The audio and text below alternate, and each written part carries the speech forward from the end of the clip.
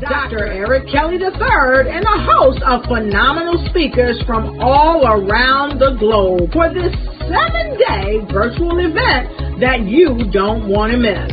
The mission of the Black Business Expo is to raise scholarship money from kids all the way from high school all the way from college. The Black Business Olympics is one of the largest Black business showcases in the world. It is an opportunity for businesses and companies to showcase their businesses globally. We are going to be giving away laptops up to $5,000 away to students. Again, I'm Olivia Appleberry, the founder of 2 Cents Finance and one of the speakers for the expo. I am so excited to see you there. For more info, go to www.blackbusinessexpousa.com or call 919-308-9090 and hope to see you there. I am Black Business. From the moment I wake until the time I sleep. Yes, I am Black Business. I am Black Business. Tell me, are you Black Business? I am Black Business. Do you support Black businesses? Listen, I support Black business because I am Black Business. Black Business Expo, one of the largest business showcases in the history of Black business in the world. The world! Sign up today at www.blackbusinessexpousa.com or call 919-308-9090. I am Black Business. I am Black Business. From the moment I wake until the time I sleep, I am Black Business. I am Black Business. Are you Black Business? I am Black Business. Do you support Black businesses? I support Black business because I am Black Business. Black Business Expo, one of the largest business showcases in the history of Black America in North Carolina. Join Dr. Eric Kelly III and a host of phenomenal speakers from all around the globe for this 7-day virtual event that you don't want to miss. The mission of the Black Business Expo is to raise scholarship money from kids all the way from high school all the way from college. The Black Business Olympics is one of the largest Black business showcases in the world. It is an opportunity for businesses and companies to showcase their businesses globally. We are going to be giving away laptops up to $5,000 away to students. Again, I'm Olivia Appleberry, the founder of 2 Cents Finance and one of the speakers for the expo. I am so excited to see you there. For more info, go to www.blackbusinessexpousa.com or call 919-308-9090 and hope to see you there. I am Black Business. From the moment I wake until the time I sleep. Yes, I am Black Business. I am Black Business. Tell me, are you Black Business? I am Black Business. Do you support Black businesses? Listen, I support Black business because I am Black Business. Black Business Expo, one of the largest business showcases in the history of Black business in the world.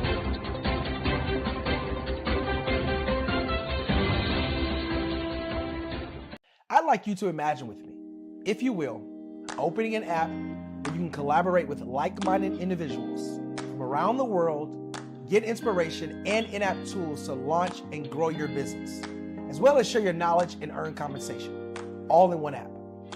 Well, the name of that app is Truso, short for Truly Social. Hi, I'm Matthew Newman, the founder and CEO of Truso. A new concept in social media, Truso is designed from the ground up to be a platform that's both social and empowering for all its users. How exactly do we do that? I'm glad you asked. First, Truso brings the world together via video. Psychologists assert that video provides a significantly more effective connection than audio only. When you enter a community on Truso, you're face to face. Second, on Truso, you don't have to have 1 million followers to monetize. Our business model allows all hosts and moderators to monetize, no matter the size of your following, by 1, producing fee-based content, and 2, inviting others to join the platform as subscribers. Even more, Truso has an in-app resource library with over 100 free resources, forms, and documents to help you build your brand and grow your business. Third, Truso is inclusive. The deaf and hard of hearing communities make up 360 million people worldwide.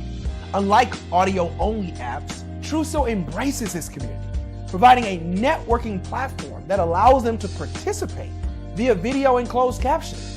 We even have a deaf and hard of hearing foundation in the works as well. Fourth, Truso is both social and safe. We refer to Truso as a virtual extension of the beauty shop, barbershop, and brainchild of the community. A place where there's laughter, along with wisdom, growth-oriented conversation, and genuine connections in a safe space. Truso even has proprietary security to ensure we maintain a safe environment for everyone. Where are we at now? Truso is live, y'all. We've launched in beta and we're acquiring users daily.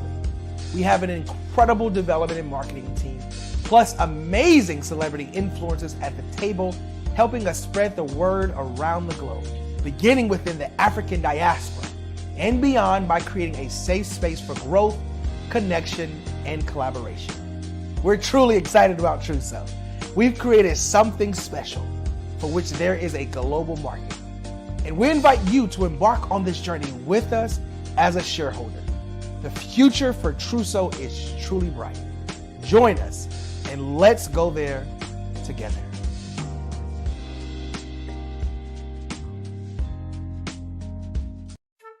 This is Dr. Arnold T. Petsworth. He's the owner of Petsworth Vet World. Business was steady, but then an influx of new four-legged friends changed everything. Dr. Petsworth welcomed these new patients. The only problem, more appointments, meant he needed more space. That's when Dr. Petsworth turned to his American Express business card, which offers flexible spending limits that adapt with his business. He used his card to furnish a new exam room, and everyone was happy. Built for Dr. Petsworth's business, built for your business, Amex Business.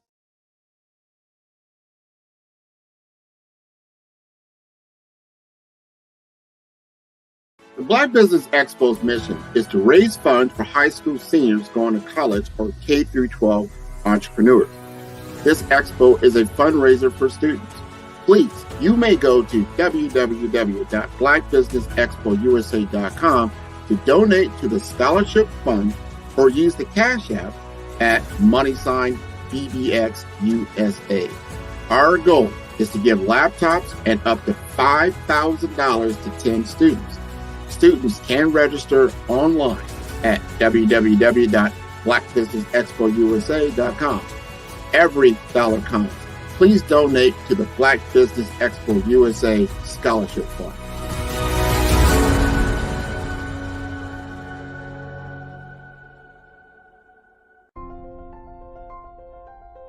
What if you could build your own city?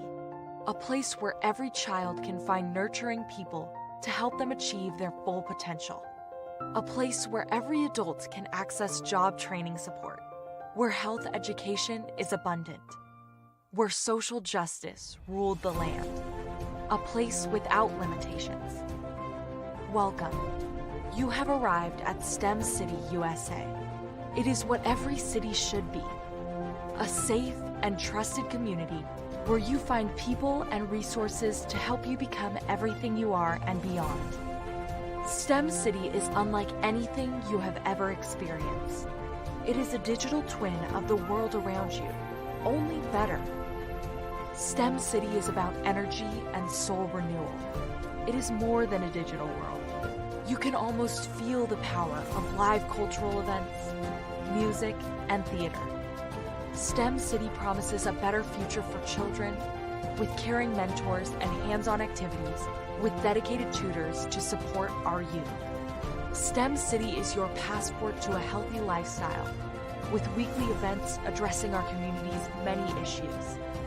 STEM City is your financial well-being with helpful information on wealth management, career advancement, job training, and so much more. STEM City is the community you deserve. It is the city where your dreams can come true. STEM City USA, a place in the sky that is accessible to all who reach for the stars.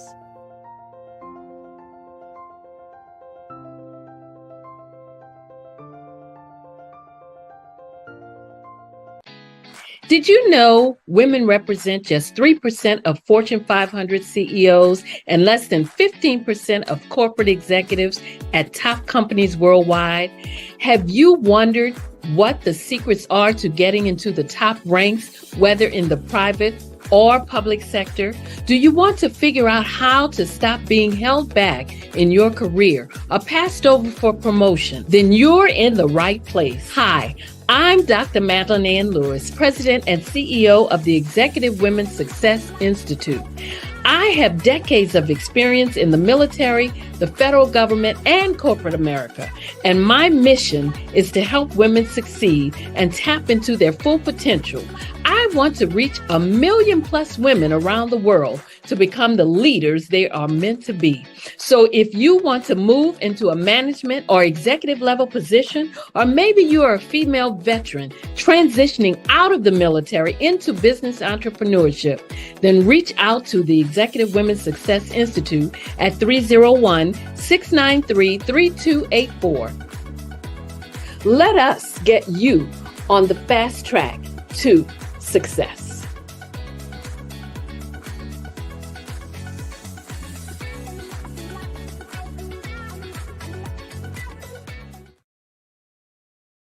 I was born in a little village on the island of Haiti. Many deadly diseases pounded me. It is as if they were on a mission to end my existence on this earth.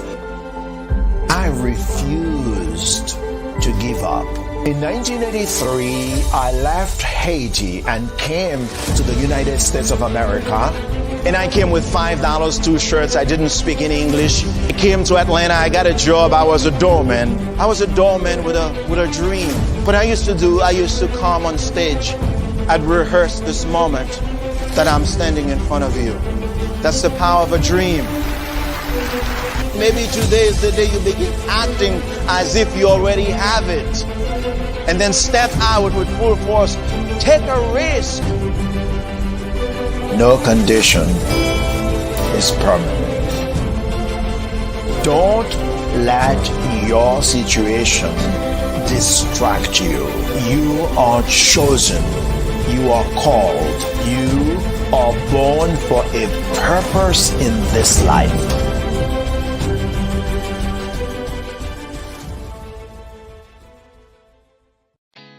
Did you know women represent just 3% of Fortune 500 CEOs and less than 15% of corporate executives at top companies worldwide? Have you wondered what the secrets are to getting into the top ranks, whether in the private or public sector? Do you want to figure out how to stop being held back in your career or passed over for promotion? Then you're in the right place. Hi, I'm Dr. Madeline Ann Lewis, President and CEO of the Executive Women's Success Institute. I have decades of experience in the military, the federal government, and corporate America, and my mission is to help women succeed and tap into their full potential. I want to reach 1 million plus women around the world to become the leaders they are meant to be. So if you want to move into a management or executive level position, or maybe you are a female veteran transitioning out of the military into business entrepreneurship, then reach out to the Executive Women's Success Institute at 301-693-3284. Let us get you on the fast track to success.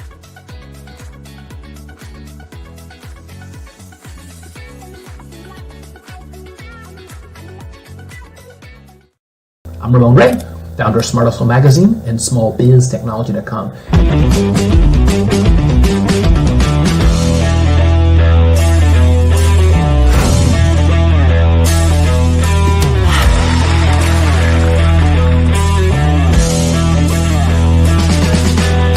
You're here today to celebrate small business success. Stand up on your feet.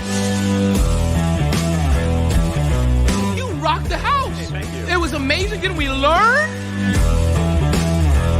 For me, success comes from failure.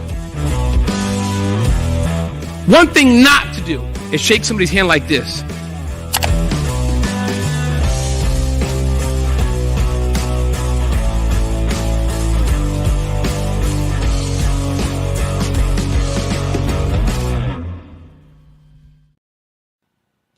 Hello, my name is Kiasi Helm and I'm 14 years old. I think my genius would probably have to be setting goals and achieving them. I say this because ever since I was young, I always wanted to be an author, and at age 11 I ended up achieving this. But not only did I end up becoming an author, I ended up becoming a public speaker, a publisher, a business owner, all these great things. The name of my business is Written by Kids Publishing Company. I decided to start this company because I thought it was important for me to help kids my age express themselves through literacy and just achieve their own goals. Because to me, achieving goals is the best thing in the world to feel. It's you just achieving things and aspirations that you set for yourself. And I know that everybody is capable of this because even if you don't end up achieving the goal, you still tried your best, and that's the most important thing. And everybody is capable of this because genius is common. Thank you. I'm Kennedy Harris. My genius is being an entrepreneur. I'm the CEO of K-Lock, a company where I develop my very own line of kids supplements. I currently market my multivitamin for kids to help combat weak immunity. During the pandemic, research has shown that having a strong immune system is key to fighting off disease. My vitamins are for kids, but adults can benefit from them as well. I'm adding a proprietary blend to my supplement line. I want to create my own blend so that I have a competitive edge in the marketplace. Staying healthy is important to me so that we live longer and have healthier lives. My website is klockproducts.com. That is K-L-O-C-K. Genius is common.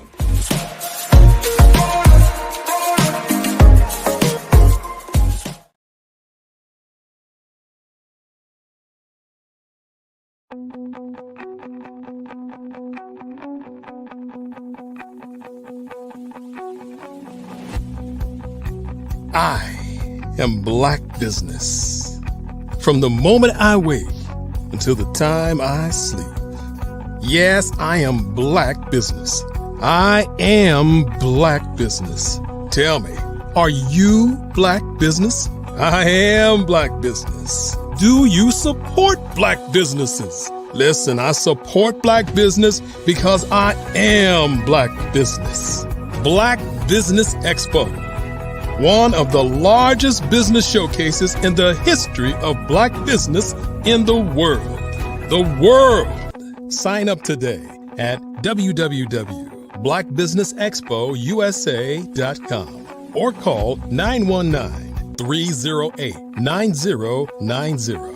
I am Black Business.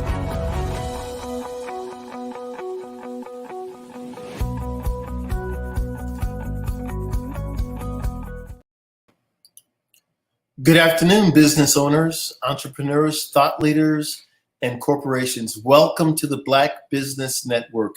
My name is Charles Kithcart of African Diaspora Maritime. I'm your business moderator this afternoon on the Black Business Network. The Black Business Network is a 24-hour business network showcasing Black businesses, business owners, entrepreneurs, and thought leaders worldwide.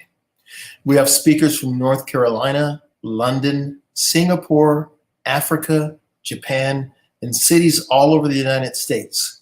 The Black Business Network is a global community sharing its business knowledge to empower, inspire, and educate businesses about business. Today we have Soraya Woods, and Soraya is a financial guru, and she's going to come in and teach us something.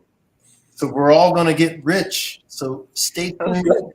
Soraya, how in the world? Give us your elevator speech. Tell us about yourself.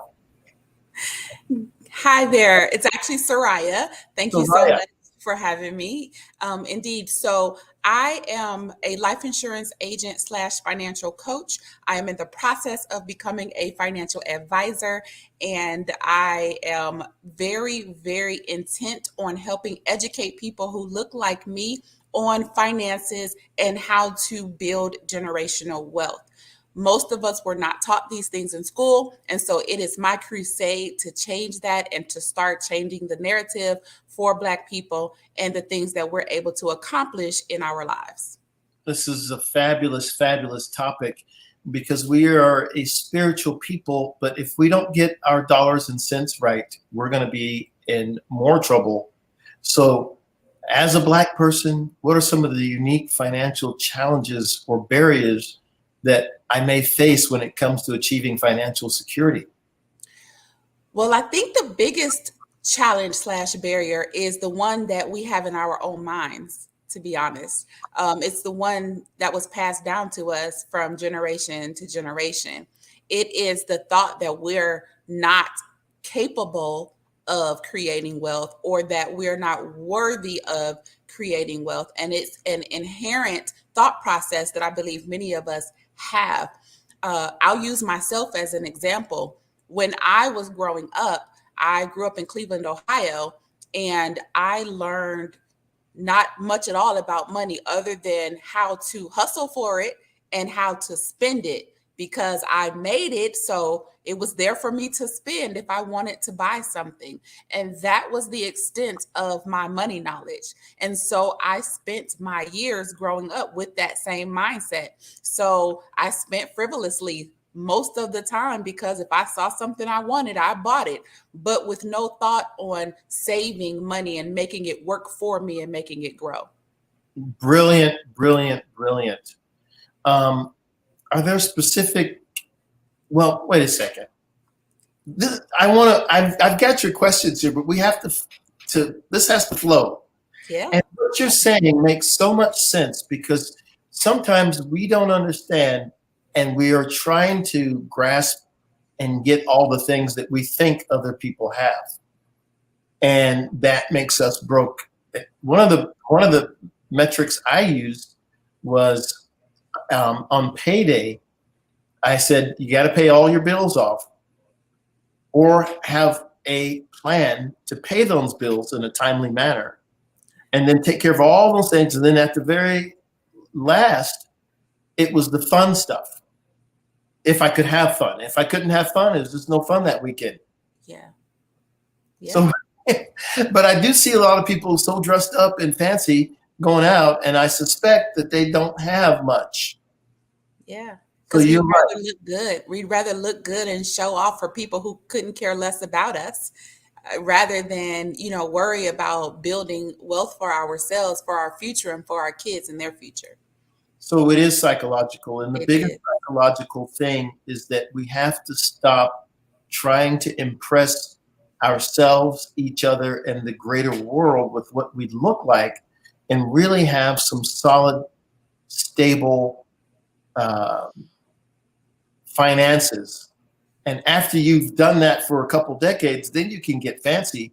But we just saw the movie The Blind Side is getting blown up and it's in trouble because the Tui family apparently took advantage of him. Well, that's what he's saying.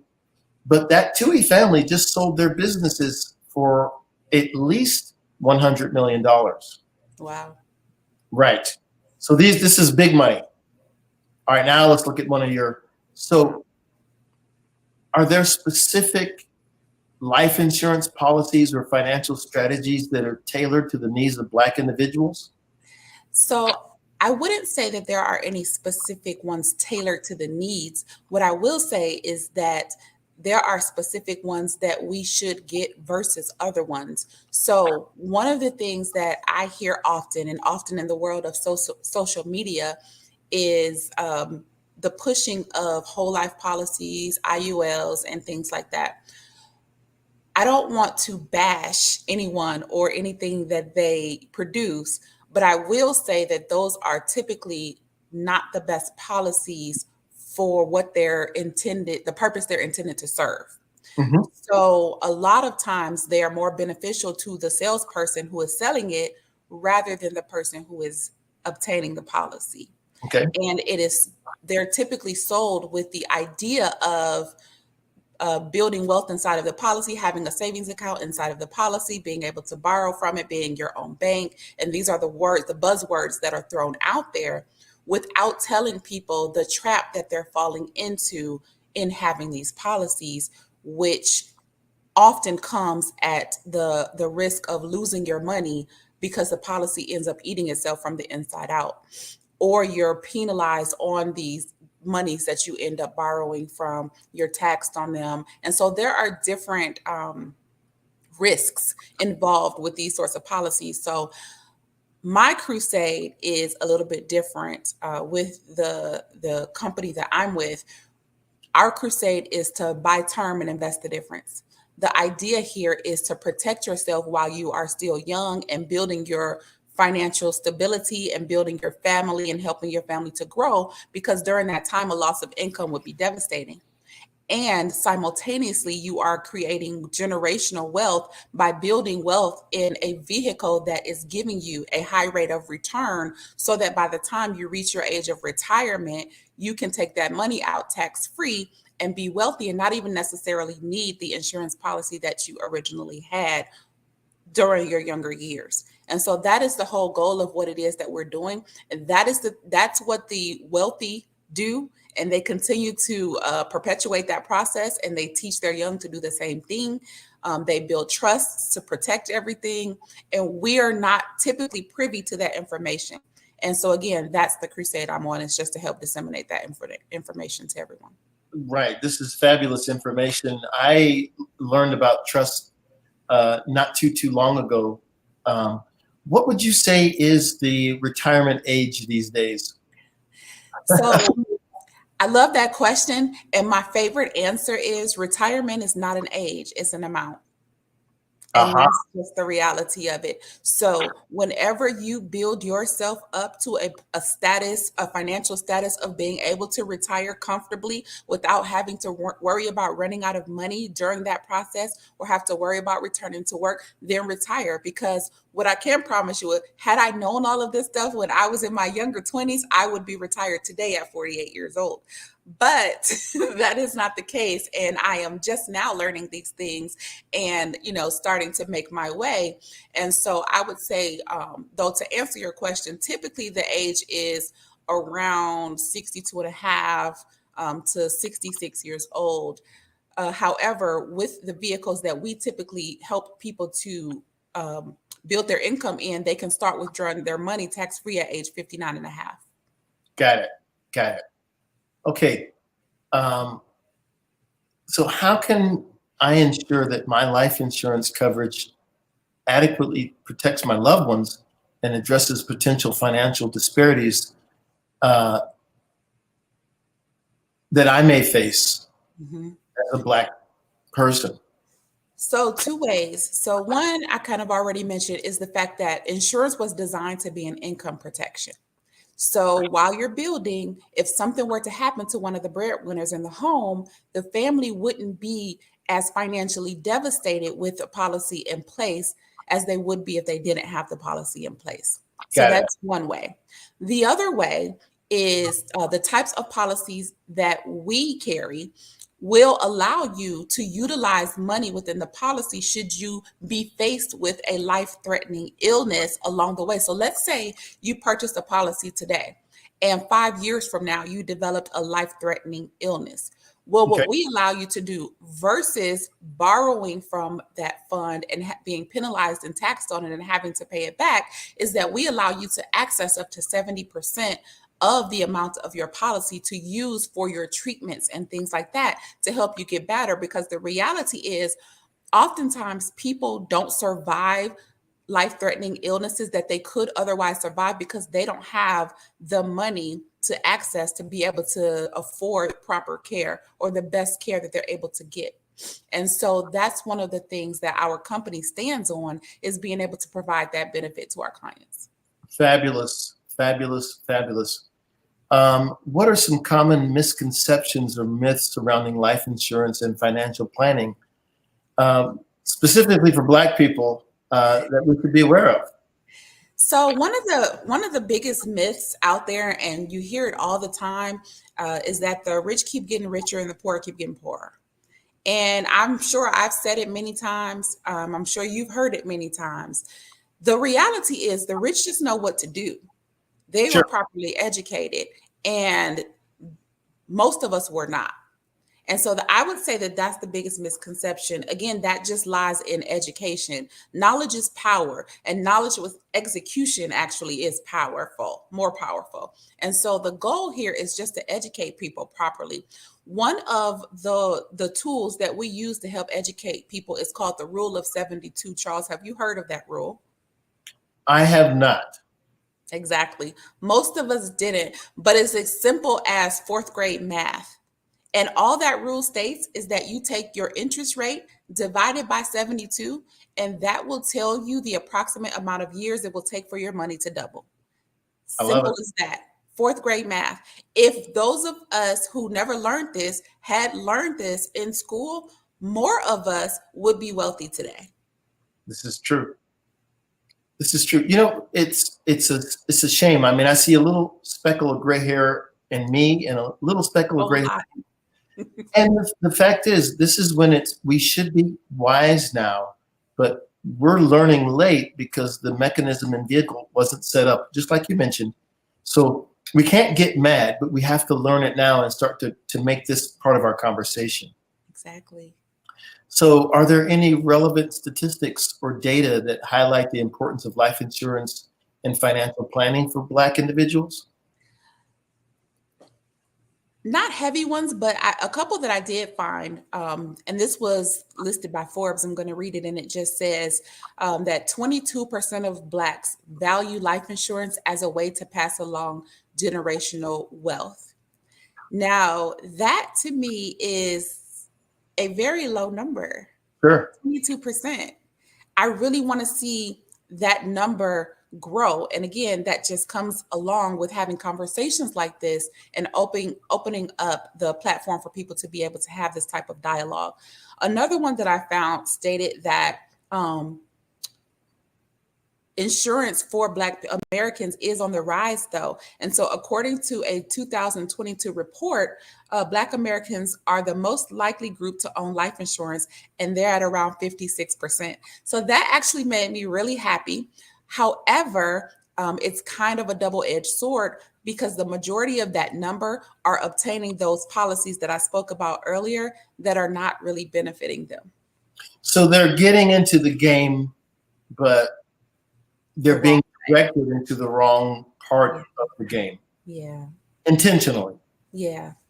So we're going to just presuppose we're talking about Black people through this because we're on the Black Business Network. Yeah. And what we have to do now is we have to hear it, we have to read it, we have to learn it, and then we know.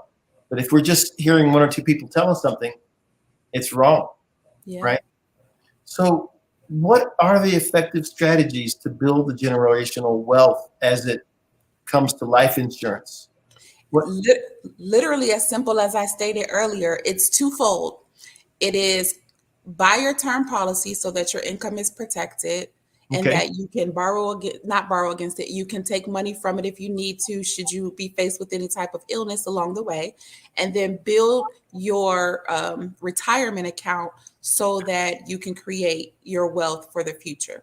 There are other types of accounts you should have as well. Of course, you should have an emergency fund that is growing for you as well. You should have a short-term account that is growing for you as well. But then your wealth management account is definitely the most important, and that's the one that's going to take you into wealth. The thing is this, Many of us were taught to save money, but we were taught to save it in a bank account. And I am not knocking bank accounts. I have a bank account, right? They're very, very convenient. The problem is that we shouldn't be using it as a savings tool because we are not making any money from it. Our money should be working for us. Okay. And so, exactly. So when we put money into an account, millions of dollars are being made off of the money that we put in our accounts, but we're not the ones making that money. The banks are the ones reaping the benefit of the money that we're putting in the account. So Charles, you take $200 and put it in your savings account. Well, the bank that you put it into is going to take your $200 and invest it into the global economy so that they can make millions off of you and give you a rate of return of approximately 0.02%, which is nothing. And so that's what people don't really understand. They think that they're doing good by putting money into a savings account, and maybe they are saving a couple $100s a month. And kudos to them for doing that. That's a great thing. And they're not just frivolously spending it. However, the goal is to create wealth. You're never going to create wealth by sticking it into a bank account because it's never going to grow for you. It is sitting there collecting dust for you while they're reaping all the benefits from it. So again, part of our crusade is to cut out the middleman and help people to understand how to create that wealth for themselves versus the bank taking the money. This is brilliant. This is brilliant. Are there any community-based initiatives or programs that offer financial education and resources? So I haven't found any community initiatives specifically that speak to it in the way that we do. However, I, myself, and my team are doing our best in our community. We're in Las Vegas, Nevada. And so we are doing our best to provide that sort of initiative. So one of the things that I'm personally doing is working with churches, specifically Black churches, to come out and speak to their congregants and talk to them about have this exact same conversation about money and insurance and how they work. I am also working with schools. That is next on my agenda of places to go and have these conversations and teach these students the rule of 72. And so those are the things that I'm currently working on. I try to get out to as many events as I can. One of the other things that we do is senior Medicare. And so I do try to get out and speak with seniors as often as I can so that they can be properly covered and not taken advantage of either. Amazing. And it's amazing that you're in Las Vegas because that is sort of the capital of just blow the money. But really the truth is somebody's making a lot of money. Yeah. Right. Yeah. So it sort of seems like it's the opposite, but I can assure you that there's some very frugal people counting money every night. Yeah, there are. So list us some alternative forms. So by the way, your answer is that you are the one who's doing the teaching. I am. And we're in a. I'm sorry. No, we're online. And that means that your reach can be as far as the internet can reach. And here you are. So it's time for us to really take the time. And I always say this to my friends. We've got to miss a couple of these basketball and football games and learn something. Yeah. Yeah. Okay. So are there alternative forms of financial protection or savings vehicles that may be more beneficial compared to traditional life insurance policies? So I won't get too heavy into the financial side of it, just because I'm not technically a financial advisor yet. Sure. I am testing soon. But what I will say is that insurance is a very important part of the plan. So definitely you want to have that as well. There are many vehicles that can help you to obtain short-term gain and long-term gain. My favorite is the Roth IRA to create your retirement income, because again, that is like the only vehicle that you can do that and create a tax-free, be able to pull your money out tax-free at age 59 and a half. Now, with that being said, there are money market tools out there and other tools that you can use in the interim to sort, and mutual funds and different things that you can use throughout your journey to create different avenues of wealth for different time frames based on your needs. And everybody's needs are going to be different. Okay. Now, is there some life insurance hero that we can all look to that did it? Maybe they were just sort of a regular job, but they got the insurance right. Is there some example that's out there? Huh. I don't want to put you on the spot. That's a great Looking at this at home. As far as it working for them, as far as the insurance working for them. Yeah, anything you want to tell us, we're going to listen. I have a couple of different examples. Hopefully they will answer the question that you're asking. So one of them is one of my team members, actually, him and his wife also do the same business that I'm in, and they obviously have our insurance. Well, the wife ended up getting cancer. Okay. And she was able to access that 70% to help her treatment, and it ended up coming back, and she was able to go and get the best care possible. And she is, thank God, a survivor today. So that is one incredible story that I have for the benefit of our life insurance policies. One of the other ones is a little bit more, kind of a little bit more tragic of a story. I don't know if you have heard of Vegas Strong before, with the issue that happened out here on October 1st. I want to say 2017, I think it was, where a bunch of people were murdered at a concert. And our company was the only company to pay out. 4 victims had life insurance through our company, and we were the only one that paid out. Because one of the things that people don't realize in the policies that they have is that there are exclusions included in them, one of which is called an active war, active terrorism clause. Got it. And they don't tell people about these exclusions. Well, because that was deemed an act of terrorism, the companies didn't pay because that was a clause, that was an exclusion, basically, that was written into those policies. Whereas our company doesn't have those exclusions. And so people who take advantage of our policies will benefit from the fact that we don't have any exclusions. There's nothing hidden in our policies. The only one is the federally mandated one of suicide. And that is in place in our particular state for 2 years. And so those are the two stories, I guess, feel good stories, but, based in tragedy, but still ultimately a win at the end.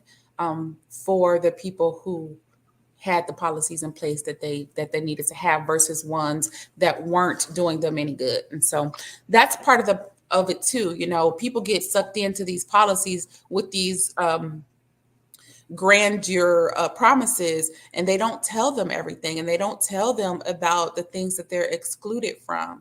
And that is scary. It's scary that people don't know what they're getting into. One of the very first things that these policies that they're selling will say on the page is read your policy carefully. And they are banking that the person will, one, not read their policy carefully, and two, if they do read their policy, won't understand what they're reading anyway. Because as the sales agent, they don't have to disclose everything themselves as long as they put that verbiage in there. And so you just got to be careful. Right. So ultimately, the insurance makes money because people pay into it.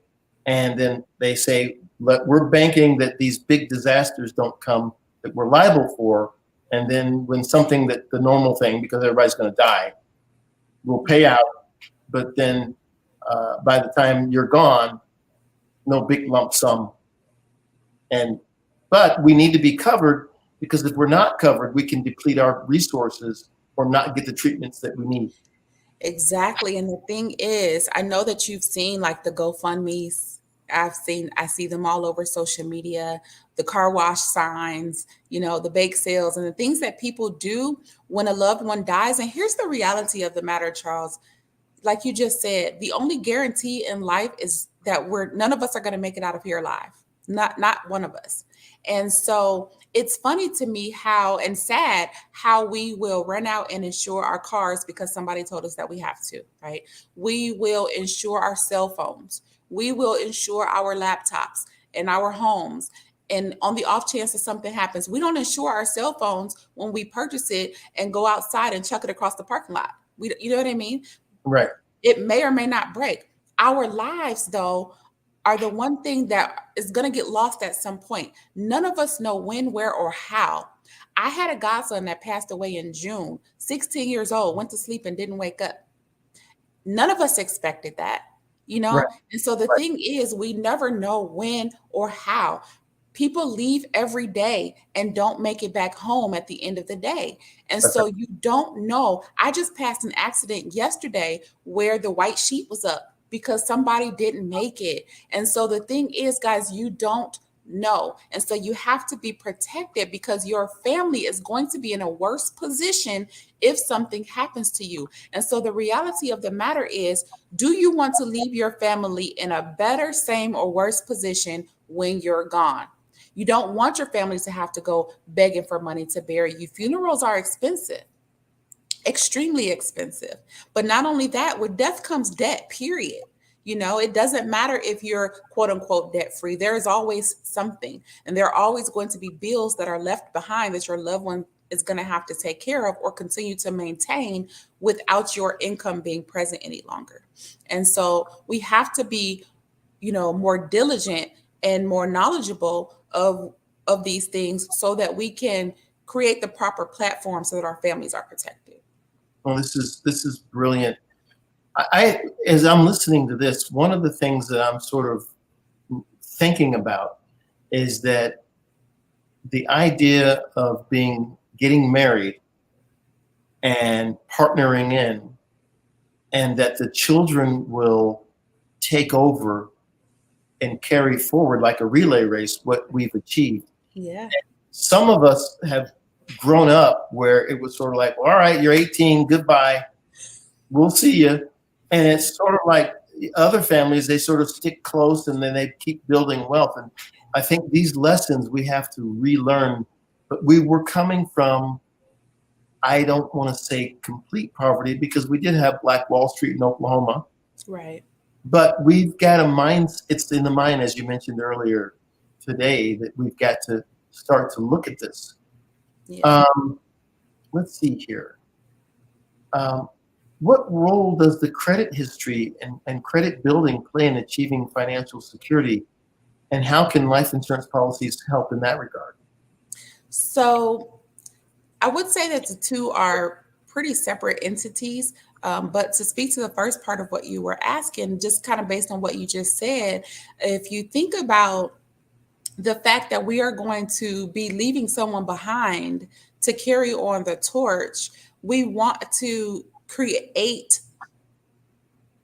wealth for them as well. We want to create a proper platform for them as well. We want to give them the knowledge that we have learned so that we can continue to pass it on and they can pass it on. And we want to set them up for success.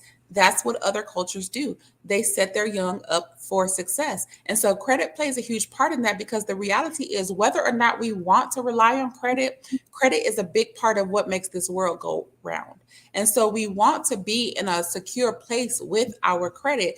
And so to do that, you have to make the right decisions. And so if you're going to use credit cards, then use them more like a debit card, use it and then turn around and pay it off so that you're not racking up debt. And the thing is, like I spoke about all of those accounts earlier, the emergency account and the short-term account especially, what happens is a lot of times for these things, our emergency account is for, when the emergent things come up, the car breaks, someone gets sick, something like that. Right. But what happens is we're not expecting these things because it's an emergent situation. And so then we rely on debt to take care of it.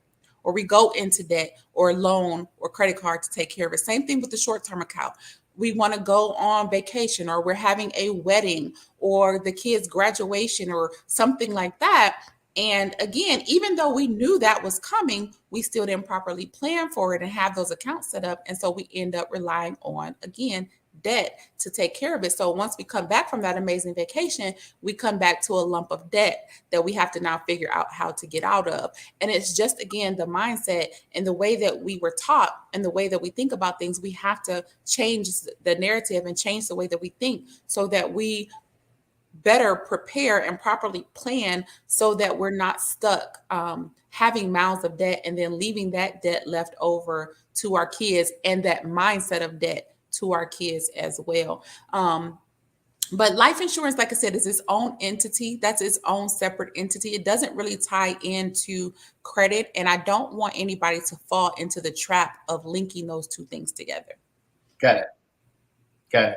Well, this is very important. And if we can get our financial house in order, and I think that some of us get scared because we've heard these crazy amounts of money that people make. And I remember when I was just getting into the business world and they said that Jane Pauley was making $7 million a year, I fell out of my chair. But within the realm of what we make, if we make proper decisions, you can squirrel away money and get your insurance in place and get all those things in place. But it can't be that you go out. Someone told me that we own more Mercedes per capita than the community at large, but we have less wealth. So, so we've got to get used to the Ford as opposed to the Mercedes and sort of say, this is where we are. We can move forward, but we can't just have all the trappings of wealth. And I guess one of the biggest lessons I learned is a fun thing from my parents. They said, if you can't afford to fix that vehicle, don't get that vehicle. That's exactly correct. Right. That's exactly correct. I drive a Honda. Right. I drive a Ford. So I've seen people with a dent in a Mercedes, and I'm like, you can't have a dent in a Mercedes. This is terrible.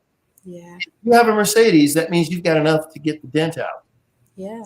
You would think, but they don't. They go into debt just again wanting to, look good for the masses. Get that together. All right. Here we are. Go ahead. I was going to say, something you said earlier really stuck out as well, as far as, wanting to impress people. And we talked about that a little bit earlier. But if we think about impressing the people that actually matter, our families, our children, the people who actually look up to us and want to model themselves after who we are, that is who we need to be trying to impress. And we do that by making proper decisions, ensuring that they are properly protected, ensuring that we are showing them the proper way to live as adults when it's their turn to become adults, ensuring that they make proper decisions by watching us do it. Not a do what I say kind of thing, but more so a do what I do kind of thing. And if we are modeling the proper behaviors, then they will also adopt those behaviors and learn how to do things properly. That's who we should be trying to impress, not each other. Because honestly, you're not paying my bills, right, Charles? So with that, I don't need to, drive a fancy car or wear Chanel earrings for you, because for what? You're not paying any bills over here. And so for me, I want to impress my kids, my grandkids, the people that are watching me and wanting to model themselves after who I am. I don't want them to go out and model themselves after somebody that they see on social media or somebody that they meet in the streets, because that person looks like they have it all together, whereas their character or the things that they are doing for those things are, less than ideal. And so I would rather show them how to do things the proper way. Soraya, listen, we could talk all day. We're running out of time. We've run out of time. So give us your contact information real quick. Absolutely. So I do want to say really quick that I am also looking for agents to continue this crusade all across the country of the United States. You can reach me at my email, which is sorayaspeaks@sorayachristine.com. I'll spell it SOURAYASPEAKS @ Soraya, SOURAYA Christine, CHRISTINE.com. I know it's kind of long. Soraya Speaks at SorayaChristine.com. Or just call me, area code 770-733-3399. Again, that is 770-733-3399. I will accept calls or text messages at that number. Soraya, thank you so much. This is fabulous. Your information is helping to make us a better, more stable community. Thank you. And you've proved it again. Genius is common, and I'll see you on the other side. Absolutely. Thank you for having me. Thank you. Ladies and gentlemen, you've got to look at this and listen to this. We have guest after guest, speaker after speaker that's teaching us and showing us. And you know that the Black Expo's mission is to raise funds for high school seniors going to college or for K through 12 entrepreneurs. Now, we just heard how important it is to be in the business world, and here we are with K through 12 entrepreneurs. So if you have the ability to help, I want you to go to www.blackbusinessexpousa.com and donate to the scholarship fund. Or you can use the Cash App that's on the screen below and say $BBXUSA. And we're going to change the dynamic of the situation that we've been in financially as a people. Our goal is to give laptops and up to $5,000 to 10 students. Students can register at the same thing, blackbusinessexpousa.com. Every dollar counts, so we want to remind you to donate to the fund. And we want to thank our Black Business Expo sponsors, NC100, Moody Capital Partners, Suede Soul, Lotus Ritchie Coaching and Training, Carolina, Virginia Minority Supplier Development Council, Step Management, BHS and Associates, Margie McLean Foundation Incorporated, Genius is Common, Earth Essentials, Mulaney Shani Global, Executive Women's Success Institute, The Quality Coaching Company, Superwoman Business Services, Lee Entertainment, Artistic App Design, Black Business Expo USA. Genius is common. I'll see you on the other side.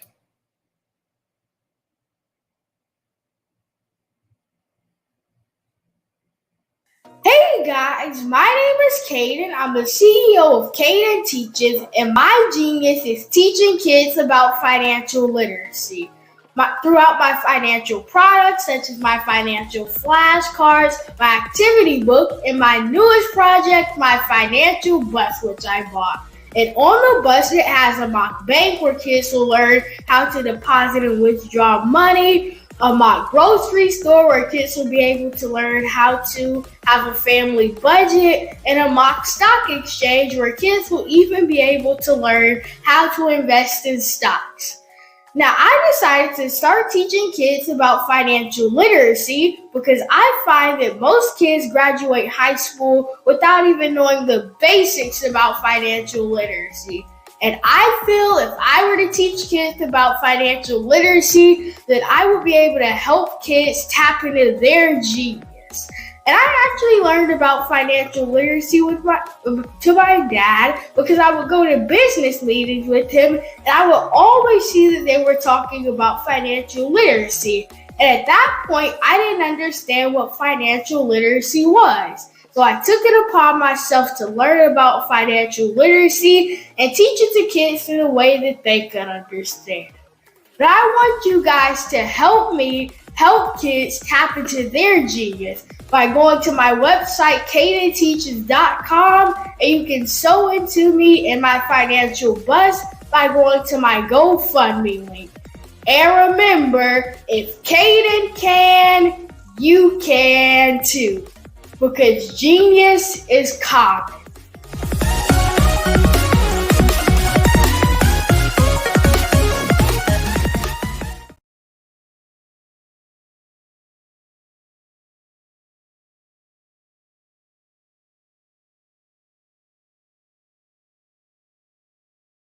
I was born in a little village on the island of Haiti. Many deadly diseases pounded me. It is as if they were on a mission to end my existence on this earth. I refused to give up. In 1983, I left Haiti and came to the United States of America. And I came with $5, 2 shirts. I didn't speak in English. I came to Atlanta. I got a job. I was a doorman. I was a doorman with a dream. What I used to come on stage. I'd rehearse this moment that I'm standing in front of you. That's the power of a dream. Maybe today is the day you begin acting as if you already have it. And then step out with full force. Take a risk. No condition is permanent. Don't let your situation distract you. You are chosen. You are called. You are born for a purpose in this life.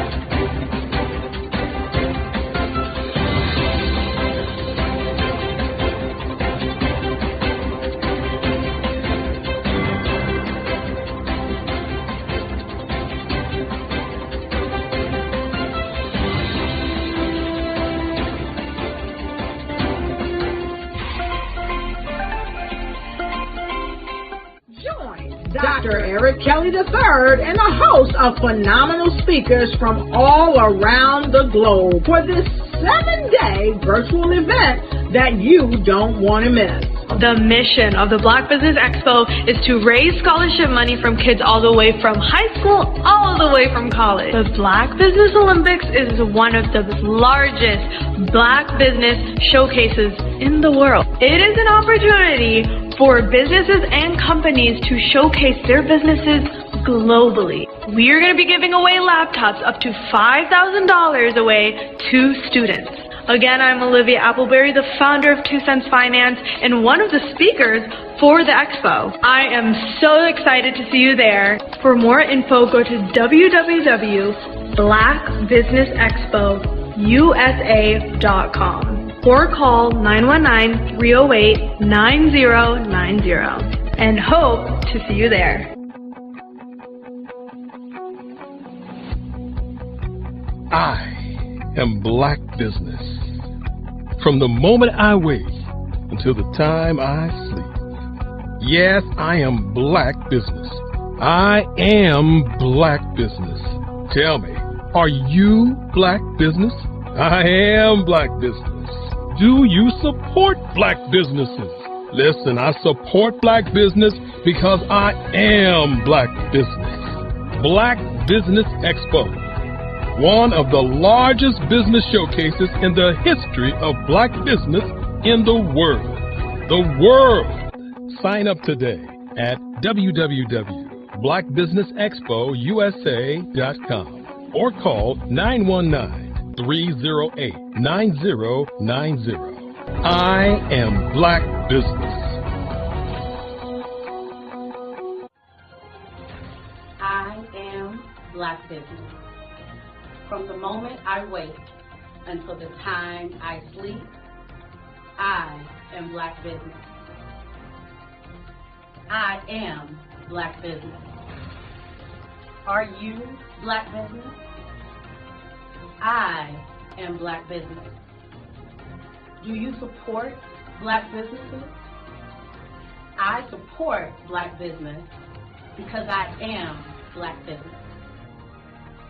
Black Business Expo, one of the largest business showcases in the history of Black America in North Carolina. Join Dr. Eric Kelly III and a host of phenomenal speakers from all around the globe for this 7-day virtual event that you don't want to miss. The mission of the Black Business Expo is to raise scholarship money from kids all the way from high school all the way from college. The Black Business Olympics is one of the largest Black business showcases in the world. It is an opportunity for businesses and companies to showcase their businesses globally. We are going to be giving away laptops up to $5,000 away to students. Again, I'm Olivia Appleberry, the founder of 2 Cents Finance and one of the speakers for the expo. I am so excited to see you there. For more info, go to www.blackbusinessexpousa.com or call 919-308-9090 and hope to see you there. I am Black Business. From the moment I wake until the time I sleep. Yes, I am Black Business. I am Black Business. Tell me, are you Black Business? I am Black Business. Do you support Black businesses? Listen, I support Black business because I am Black Business. Black Business Expo, one of the largest business showcases in the history of Black business in the world.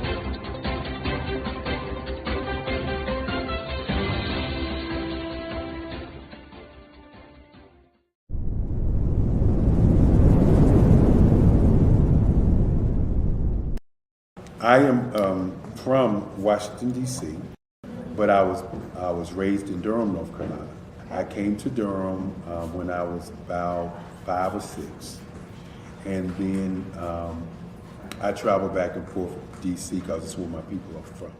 One of the unique things about my family is my mother, she's also an artist. She does quilting, and she does a lot of artistic things. And then my son, he draws with both hands, his right hand and his left hand like I do. So that's kind of a family trait. And then my other son, he's a videographer, and my daughter, she works, she's a regional vice president for Sunglass Lab. When you start out drawing and sketching, you want to continue to explore, you know, each avenue. I do pastels, I do pen and ink, I do painting, I do acrylics. I haven't done oils yet, but I try to do all facets of art. What I say to a lot of times to people is, you know, you can't put yourself in a box when you're an artist. You have to explore. And over the course of my life, I've tried to explore different mediums. I also do sculpture as well. I choose my subjects by the intensity that they have in their faces, or the intensity that somebody is moving, because I do more than portrait drawings. I also do I do abstract, and then I do figurative drawing also. Well, what happened in this particular show is that I started out trying to come up with something that would be a little bit different than what everybody else is doing. So I was working on a Barack Obama show, and they wanted me to do some paintings of Barack. And so what I did was, because of the deadlines, I kind of did it kind of fast. And then I realized when I was doing it fast, I enjoyed it. And so then I started doing other pieces the same way, and I started to enjoy those pieces also. And so I came up with this particular style, and it's a style of lines and colors. And what's interesting is that when I was in college, I did a show called Lines, Colors, and I talked about the boldness of the blacks, the hotness of the whites, and this is how this has come about, you know, later on in my life. And the colors comes from a lot of the entertainers that I work with, where they wear different colors. They don't wear, you know, your plain reds or your whites. They wear different colors, and so that's also another piece of what's giving me the colors. The subtitle of this show is Faces That Speak Life. That's real critical. Faces that speak life. Each one of these pieces is a life source and a life energy that's being put on display for people that are looking at them. You know, I always say in terms of my art, it's not important that I draw them. It's important what you get out of what I draw. You know, I don't try to just draw it because you like it. People wanted me to do prints. I didn't do prints.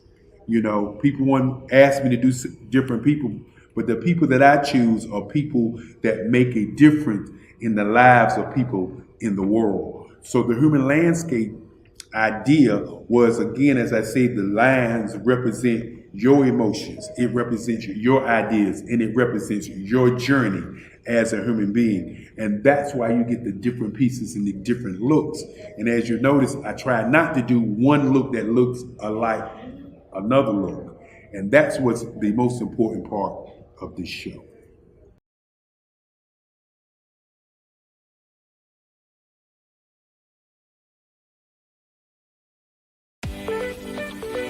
You are in the right place at the right time. The Black Business Network opens again for its Black Business Olympics, a 24/7 broadcast on business, strategies, global branding, social media marketing, finance, advertisement, and much, much more. Featuring the top, most powerful entrepreneurs and speakers and thought leaders from all around the world as they gather together for this phenomenal event. Join the Black Business Network streaming live into the metaverse, STEM City USA, Black Multiverse, Pod TV, Roku, Hulu, iHeartRadio, Apple TV, YouTube, TikTok, Instagram, Google Podcasts, Facebook, LinkedIn, IBM TV, Spotify, and Twitch. Tune in today and be a part of this amazing movement. The Black Business Olympics welcomes you.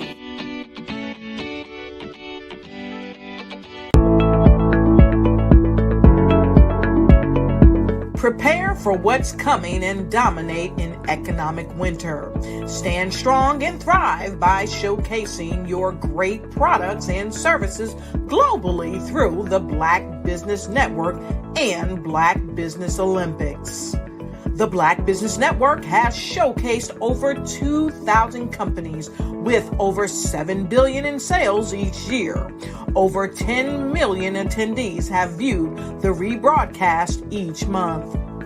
Through the Black Business Olympics, unique styles of business training and mentoring are turning students into business owners and entrepreneurial warriors who will dominate in any economy.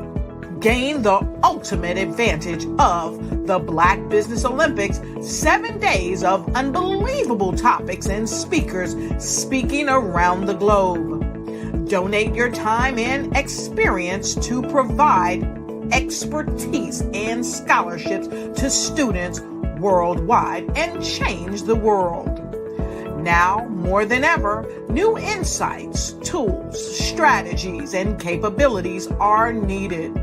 This is your chance for a major presentation to the world. Fill out the form and join the more than 2,000 speakers who have presented to over 200 countries.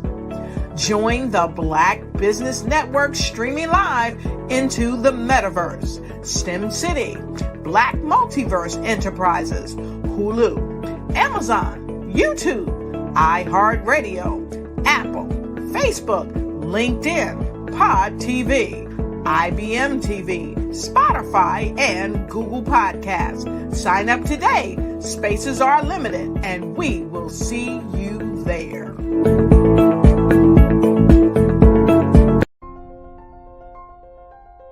What if you could build your own city? A place where every child can find nurturing people to help them achieve their full potential.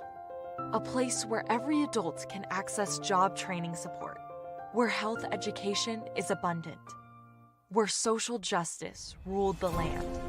A place without limitations. Welcome.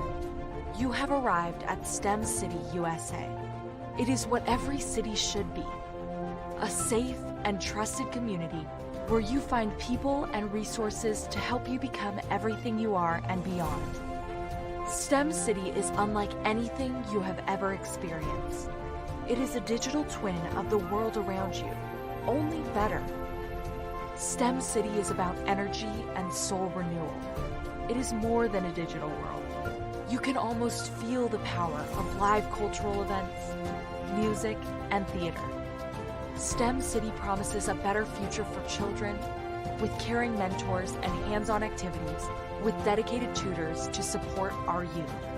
STEM City is your passport to a healthy lifestyle with weekly events addressing our community's many issues.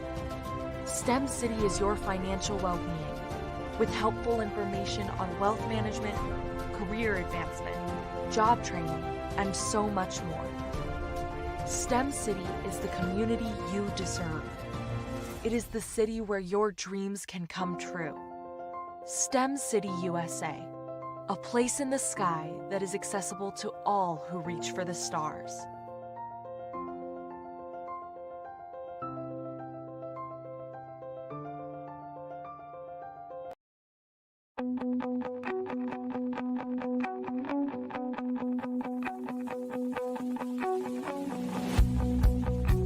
I am Black Business.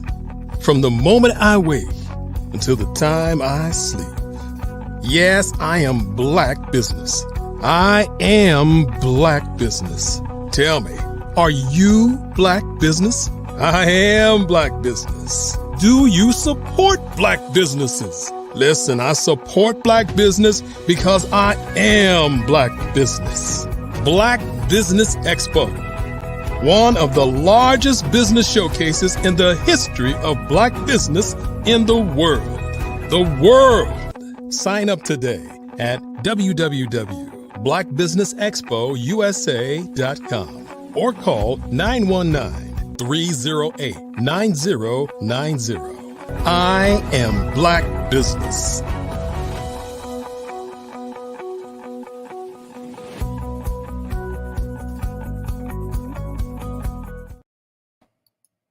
Good afternoon, business owners, entrepreneurs, thought leaders, and corporations. Welcome to the Black Business Network. My name is Charles Kithcart of African Diaspora Maritime. I'm your business moderator this afternoon on the Black Business Network.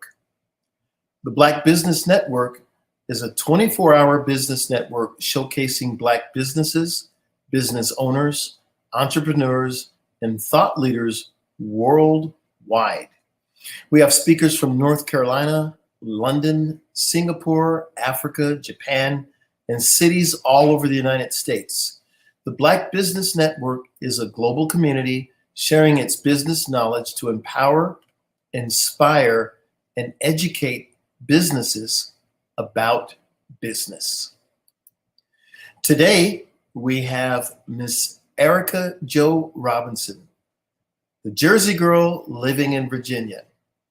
She says she's an ordinary woman who's been called to do extraordinary things.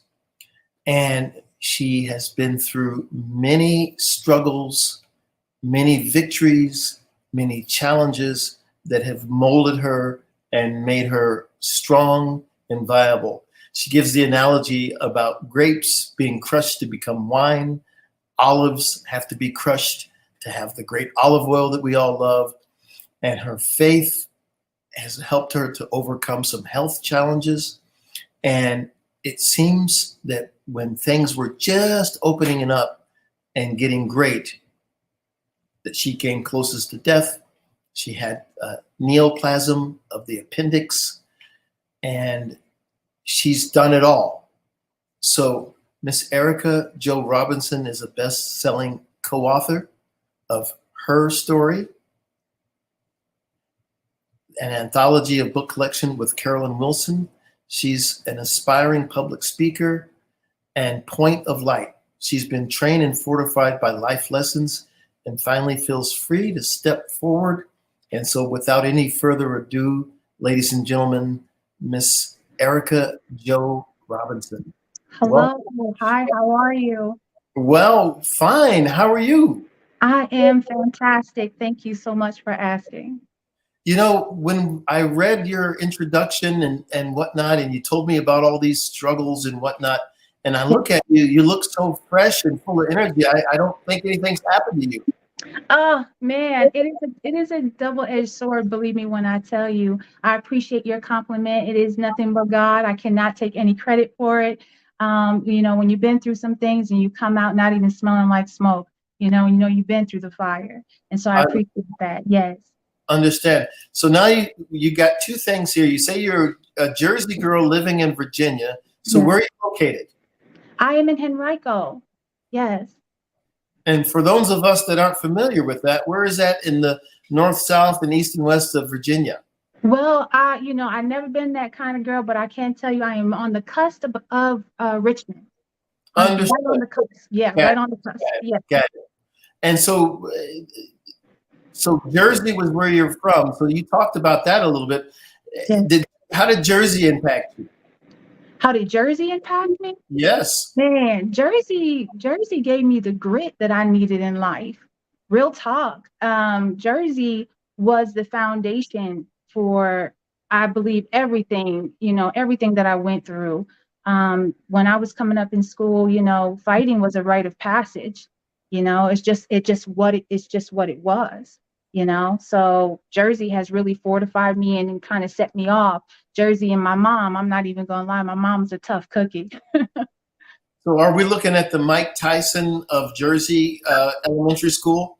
Man, it's so funny that you even say that, because when I was coming up, I fought so often that I really thought I wanted to be Layla Ali. No lie. I asked my mom, could I please become a boxer? And I wanted to be like Layla Ali. And her answer, of course, was no. Good, good. We like that answer. So now, what's the story behind Erica Jo Robinson? Oh man, when my mother was carrying me, she said she watched the show called All My Children. Okay. And there was a character called Susan, no, played by Susan Lucci, Erica Kane. And she said that she was super feminine and she was outspoken and she was a woman who, really asked the right questions and got down to the nitty gritty of things. And then my middle name comes from my grandmother. Her name is Billy Joe. So that's how my name comes together. Yeah. Okay. Okay. So now you were active in school, but not in the way most people would think. So tell us about your side hustle that almost turned into a dream career. So when you mentioned the fighting, that's exactly what it was. Okay. My friends would come and tell me somewhere in between classes that someone was being bullied. And so I would tell them, okay, you know what the fee is, and they would pay me a quarter, and I would go and fight the bully for the one that was being bullied. Oh my goodness. This is, wow. This is a heck of a story. Yeah. Yeah, no, I was definitely always for the one who was being bullied. Yeah. Good, good. So your mother shot down your first career choice, which was going to be the enforcer. Yeah. And so what was your next big dream? I was enamored by music videos and magazines. And I remember when VH1 first started, and I remember when Yo MTV Raps first started. And I felt like I should have been a music video director, no lie. I love color. I love just the whole process of creating videos. And so shout out to Hype Williams if you're listening. I recognized it. I loved his work. Yeah, so that's what I hoped I would be. I also loved Essence magazine and loved the way they projected people of color, even if that individual was going through maybe a difficult time in life, they always projected them in this beautiful light. And so it was my dream to go work for Essence magazine. Aha. So this might be hard for us to believe, but you had also a military career. Yes. I did 8 years in the Navy. I was a corpsman. FMF 8404, which means I did my time with the Marines. I went into the Marines with not that much respect, but you better believe when I left, I had more than enough respect for everybody and anybody. I came out of there just really knowing that anything was possible for me. I went from there to Hawaii, where I was a corpsman at a emergency hospital, an emergency clinic that was called Makalapa. On the island of Oahu. Say that 5 times fast, Makalapa. Yeah, so then after that, I became a medical photographer. I was in the OR quite a bit, documented a lot of cases, seen some both good and bad things there that just kind of stayed with you. But yeah, that's pretty much the deal. I'm probably a fairy or a fluke, they call it. I've never been on a ship in my whole 8-year career. Never. Okay, so this is pretty interesting. So are you saying that because your beginning career of fighting, were you beating people up and then taking their pictures and creating your own business? No, you know what? I was such a spitfire, man, between Jersey and fighting in school and everything. I was such a spitfire in the military. The funny thing is the medal that I got, which was good conduct, I really questioned should I have gotten that one medal, but yeah, it was something that I felt a calling to do. I was probably sitting with some friends and happened to see a formation go by, and it just really spoke to me. And that's the life that, I really wanted to live. I really wanted to join the military. Okay. So now you did the military, and thank you for your service. I also served in the Marine Corps about 30 years ago. Oh, okay.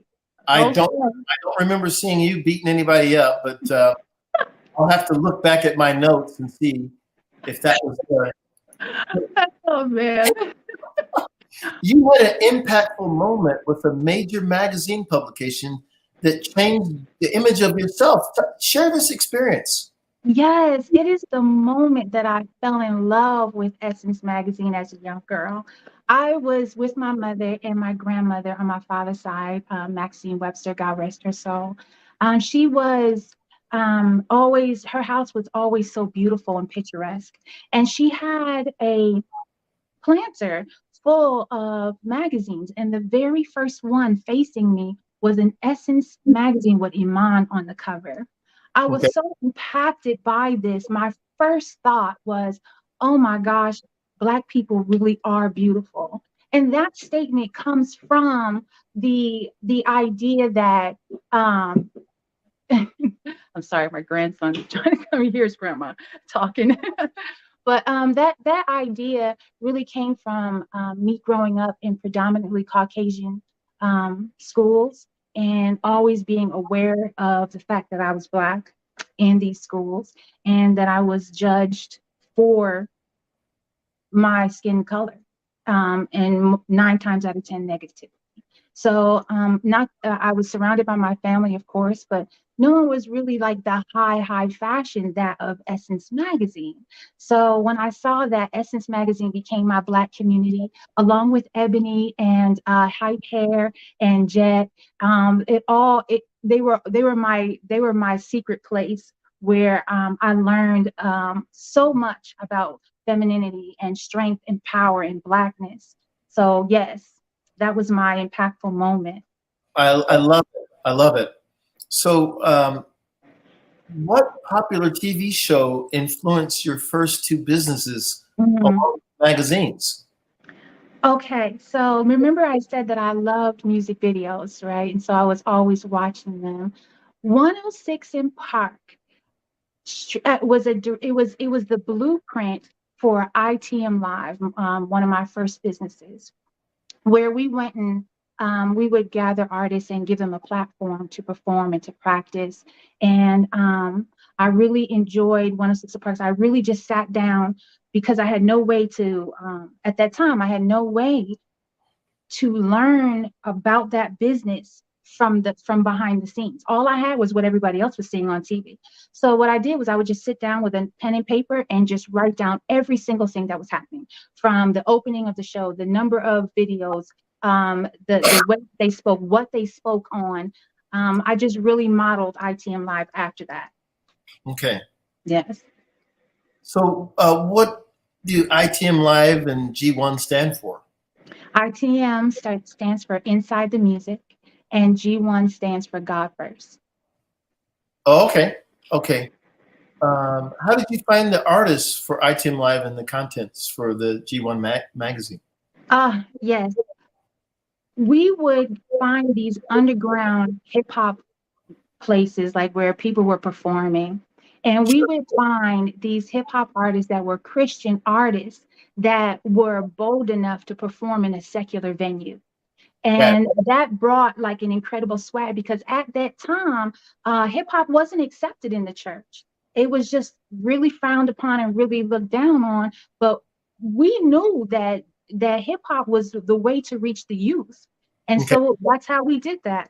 And then we would get that content for the magazine from the shows that we did. So that one magazine reported on ITM Live. They went together. Okay. Okay, that makes sense. What was the story behind ITM, and what did you learn during the first year of business? I learned to stay the course. Right. I learned to listen to the still quiet voice. I learned that no one else could see my vision but me, so be careful in sharing it, and be strong when you're sharing it, because people, when they hear a good idea, they want to adapt your idea to their thought process. I learned that, trouble don't last always, and that if you keep going, something good is going to happen. You just got to keep moving and keep going and keep being creative. That's absolutely right. So having said that, tell us, we can see it and hear it now, but just delineate, what are your strengths? And then we know you're a superwoman, but tell us some weaknesses, because we don't want to. No, you're so good. You're so good. My strength became one that was quick on my feet. At the show, sometimes an artist wouldn't show up. So I would go through the crowd and talk to our different artists that I knew, because the artists would come to see artists to perform. Right. And so I would just tell them, hey, you got your CD, you on in 5. You know what I mean? Go get your music. You on in 5. I got an open spot. What I found was my weakest was, ironically, public speaking, getting up on that stage, grabbing the microphone and speaking to everybody, because I just didn't like the sound of my voice. Nobody does. And I think sometimes when we hear our voice, we're like, I can't believe that's me. That's what I sound like. But the truth is, we all sound like something, and we hear ourselves in our own head. And the voice projects out, but when we hear it on a recording that comes back, or a lot of times we've never seen a picture from us from behind or at a side angle. Like, who's that? It's like, that's you. So, right. So after making it for a full year, you wanted to celebrate your hard work. What did you do, and what was the thought behind the process of that strategy? After a year of that constant promoting and that constant presence, BET Awards was doing their advertisements, because they were about to come on. Sure. And I thought, this is it. ITM Live Awards. And so that's what we did to celebrate that year, because every artist wanted to, give their acceptance speech. And so, that's just definitely how that came about. And once again, I sat down in front of the award show. I believe Beyonce was sashaying around in this little silver mini skirt that she had, and Jay-Z, I think they were performing Crazy in Love. And I just took notes on the whole thing. And that's how that happened. Free school is what it was. No, I understand. This is, the crowd is listening to this and they're going crazy. So what is that? Was that the biggest moment, or is there another big moment with ITM Live and G1? I have to say, I didn't recognize this big moment until after it had passed. Yeah. But I don't know if anybody knows who the artist Bizzle is, but Bizzle came on. He was one of our artists before he made it big time. Mm-hmm. And we got to watch him in music videos and doing his thing. And we were just sitting back like, wow, we had this artist on our stage. And that was a huge thing for us. The other thing with G1 Magazine, we had the opportunity, God rest her soul, but Frankie, the singer's mom, Keisha Cole, God rest her soul, but we were so close. We were just this close to getting an interview with her. So that's when we kind of realized, like, man, like we really got something here. Right. Yeah, that was a moment, right? Yes. They call it a watershed moment. Yeah. So what was your next major business, and how did you start that? Well, because of our reputation with ITM Live and G1 Magazine, my husband at the time, I am now divorced, but my husband at the time played semi-pro ball. And so because of our ability to put on a show, we got offered to own a semi-pro international basketball team. And that's what we did, called the Kitsap Admirals. And couldn't have a basketball team without a dance team. So then that came the flight crew, which I danced for 4 years. I danced with them for 4 years. I loved it. Right. I love it. So more or less your experiences from the past helped you in the next business you went to, but lay out what really helped you, or is there some key things that helped me transition from one business to the other, is what you're asking? Right. I would have to say it was definitely, number one, your reputation precedes you. When you're involved in one project, it doesn't matter who's around you. One person, 50 people, 1,000 people, it does not matter. You give your best for the one. You give your best, and then your reputation will precede you because you don't know who's watching and you don't know who's talking. So you always do the right thing. The other thing is that those life experiences, being gritty, all the way back to, me on the playground, being paid to fight bullies, that all played a part in everything that I had done. So it was like digging your bag and see what you got and what you could use to, get on the next thing when the next thing comes around. It's all these life experiences play a part in building you and making you. I get it. So listen, I'm not that far. I'm in Annapolis. I've got a neighbor. I'm wondering if I could give you a quarter to teach them a lesson. Listen, I don't know if I'm any good anymore, but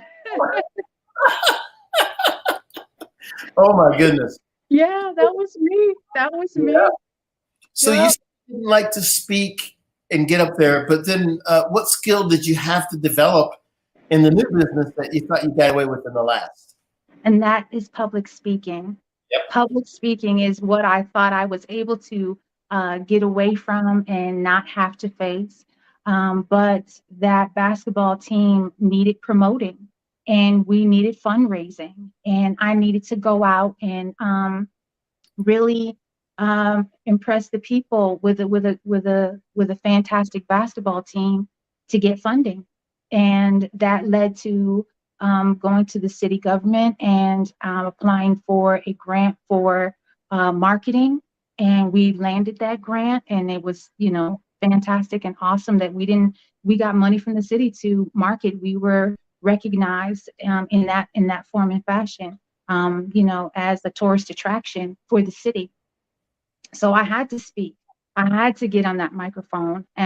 It was inevitable. So what I did was I pretended, like I told Erica to have a seat, and I just pretended to be Oprah at that time. Okay, no, this is what I did? right. So right. That's what I did. I just pretended to be someone I admired. No, this is really funny because this is, as people are listening to this, they're going to take up some of the things that you are saying, Yes. and meld it into their own lives. And a lot of times they tell you if you're going to speak in front of people, you imagine them in their underwear or funny, and it takes the pressure off of you. But the truth is, the honor is that people are gathered to hear what you have to say. And so there you have it already. They already are excited about what you're going to say. Yes, yes. Yep, that's what I had to do. Even dancing, I was scared, but I didn't want to let fear stop me. So on the dance court, I was Beyonce, flipping hair back and forth. Well, I had a good time. now we know you can dance. So that wasn't an issue. Or can you? Do you have 2 left feet? Is it? Well, there's a difference between going to the club and, dancing that way and knowing an 8 count and memorizing moves and playing a character. There is a difference. And I'm not going to lie and say it didn't take me, an entire summer. I ran into this young cat from Jersey as well. I used to call him Big Jers. And we would go into this studio and I would let this 18-year-old teach me these dance moves. Now, we're not going to say how old I was at the time, but please believe that it was a miracle of God that I was able to do that.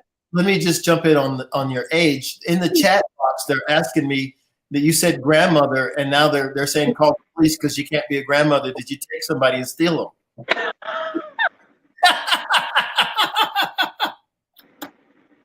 So we don't know what to think now. Oh gosh, yeah, no, I'm definitely old enough to be a grandmother. My genetics have allowed me to appear, like I can hang with my daughter and I get asked if we're sisters, all the time, it's joy. That's what I can say it is.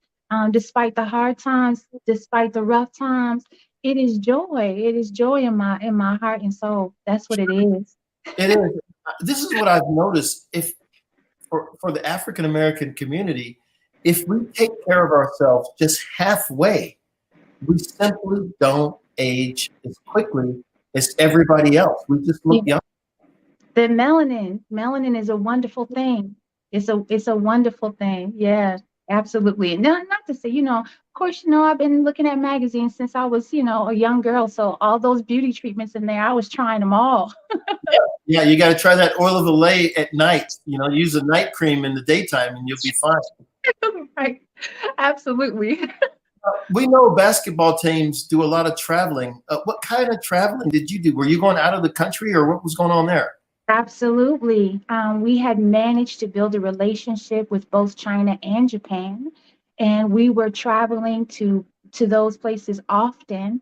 We would bring their AAU teams. We also had an AAU team. So we would bring their teams to Bremerton, Washington, and teach them American ball. And then we would go over to Japan and China and, and learn Euro ball. We took the adult team and got them jobs over there. We had a working relationship. My passport is stamped up. Absolutely. Okay, so do you speak a little bit of Japanese? I do not, but I do eat with chopsticks if that makes a difference. And what cities in Japan were you in? Oh, you cannot even ask me that right now. Like I can't to be able to pronounce some of these places. I couldn't even. It was such a whirlwind. If we ever get together again, I'll make sure to have those names for you. Okay, because I spent extensive time in Japan on my own, and I was Osaka, and I speak a little bit of Japanese, and I had a great time there. Do you? I have to say that Japanese people are some of the most warmest, most wonderful people that I have experienced. The Chinese as well, but the Japanese people are just so beautiful.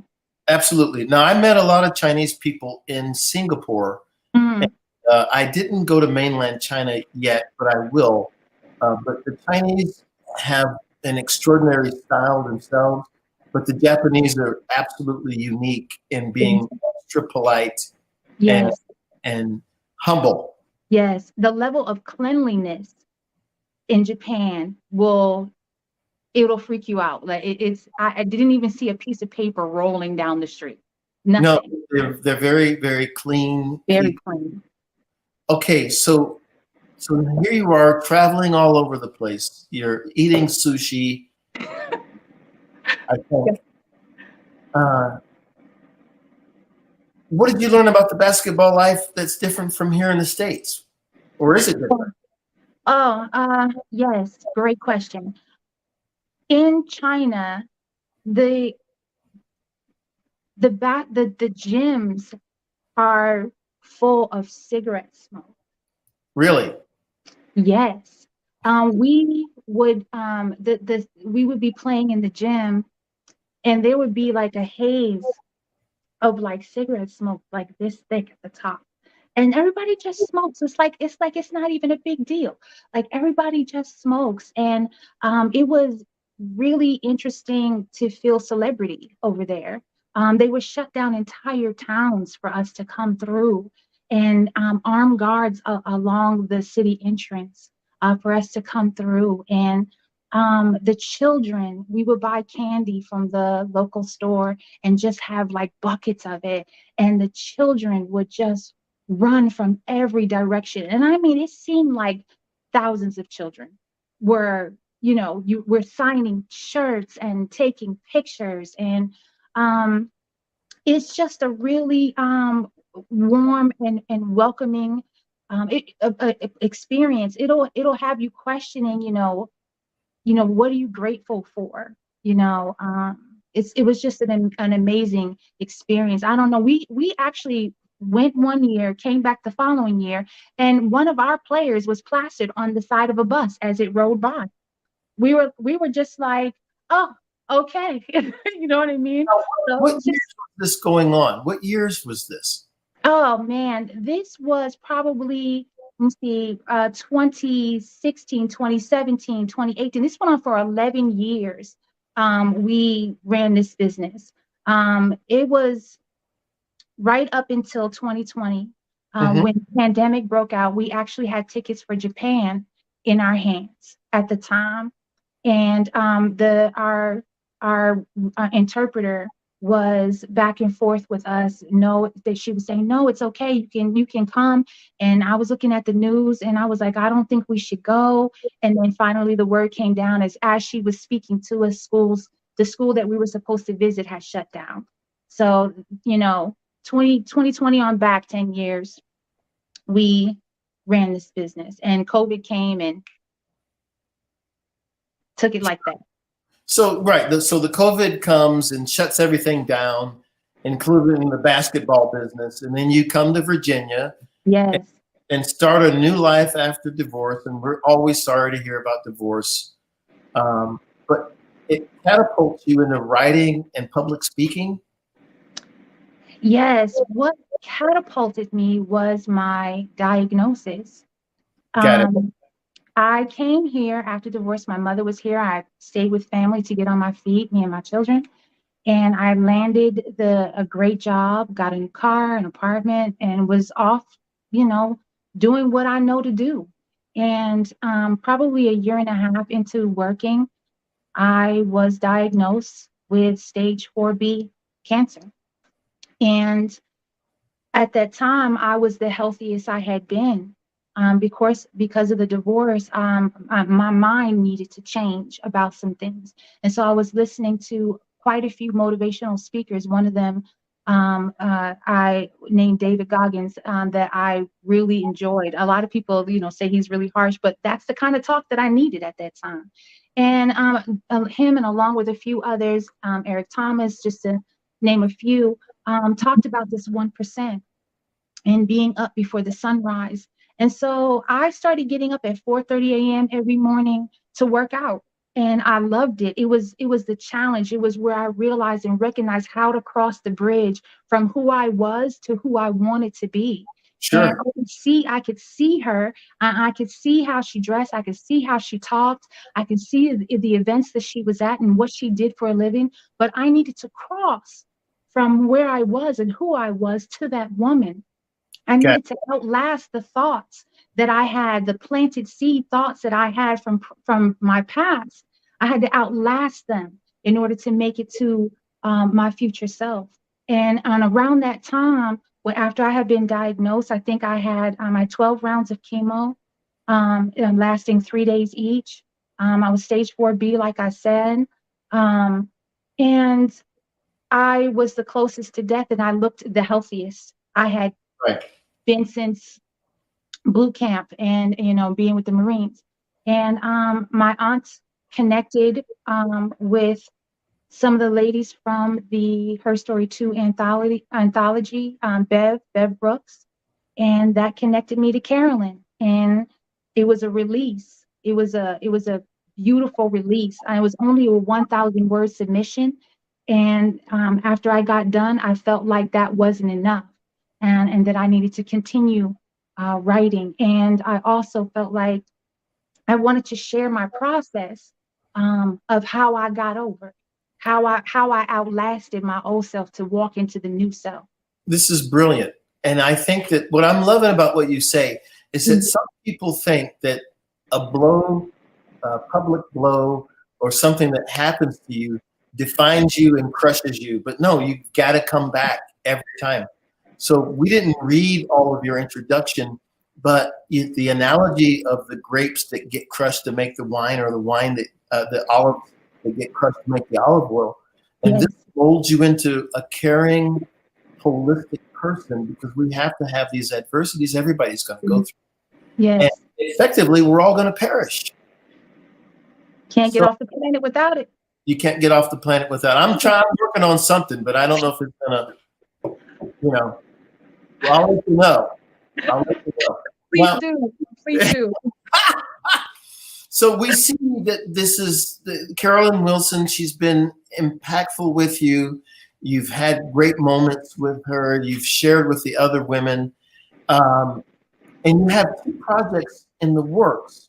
So although we're running out of, I want to just say this. We could have just talked all afternoon. Yeah. As we close, what 2 projects are you working on now? I have in the works right now a documentary called The Erica Robinson Story. And also simultaneously with that, I'm writing my next book called Badass. Oh my gosh. So listen, I'm just going to warn everybody. If you happen to be in this little town by Richmond and you see her, bring out a quarter if you're not happy. She'll knock up for you. Fees are much higher now. Inflation.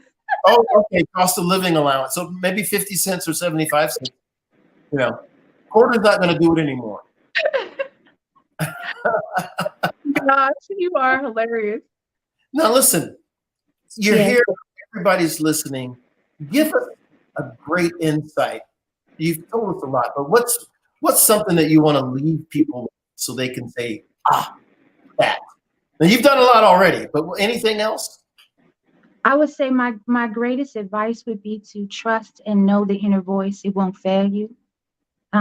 Practice listening to the inner voice. 100 times over have I said I didn't listen to that inner voice, and I saw the result of me not listening to that inner voice. So that is across the board, whether it's your business, whether it's your family, your job. It does not matter what it is. Practice listening to that inner voice. It will not fail you. It will not fail you. That is God-given.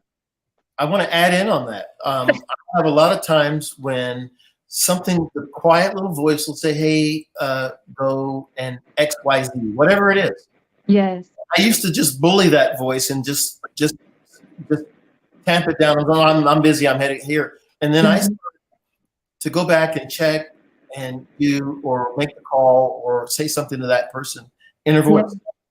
And that inner voice is wise, but it's a very gentle voice. And so you have to be clear and really open to hear that voice. So listen, Erica Jo Robinson, listen, it's obvious we could talk to you forever. I appreciate it. And nobody believes that you're a grandmother. So we're gonna call the FBI and find out if that's even possible. It is true. All right.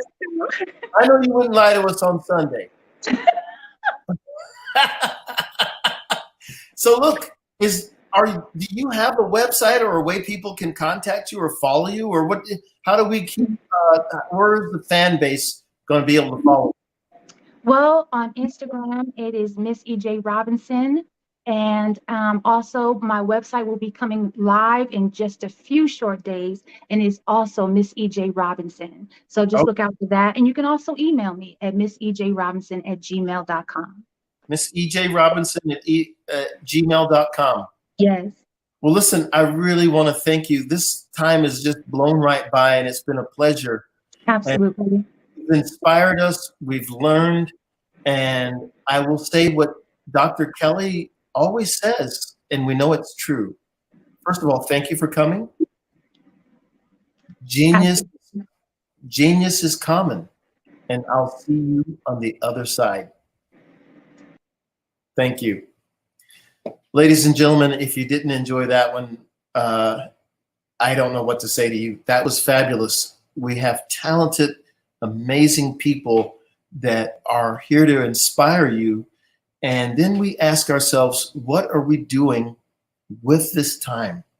The Black Business Expo's mission is to raise funds for high school seniors that are going to college or K-12 entrepreneurs. You can go to www.blackbusinessexpousa.com to donate, or you can use the Cash App that's at the screen below and say $BBXUSA. Our goal is to give laptops and up to $5,000 to 10 students. And the students can also register online at www.blackbusinessexpousa.com. Every dollar counts. So we want to remind you to donate, and let's change people's lives.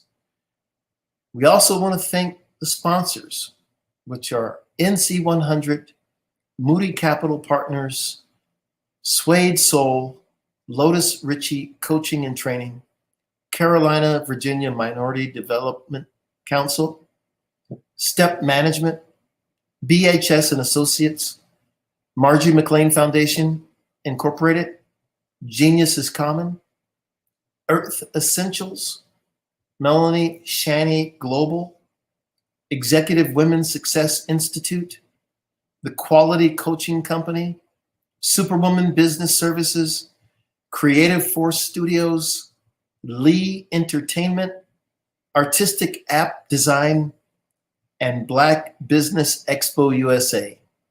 Genius is common. I'll see you on the other side.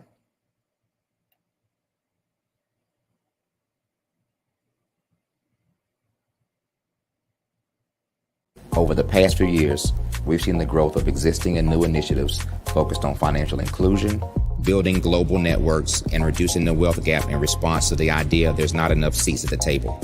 Whether their outcomes are to increase the representation of Black executives on corporate boards, ensure an inclusive global economy, or to create new U.S. African commercial pathways, the strategies are often carried out by separate programs.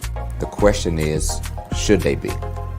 With the continent of Africa being home to more than half of the world's fastest growing economies, the youngest workforce, over 400 companies generating more than $1 billion annually, 700 generating more than $500 million annually that are poised for growth, and being the destination of nearly $5 billion in venture capital in 2021.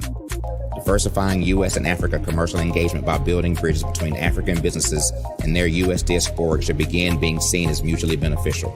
From helping to reduce Africa's enormous capital gap to catalyzing two-way trade opportunities, the COVID-19 global pandemic hopefully has taught us that global challenges and opportunities are more interconnected than we thought.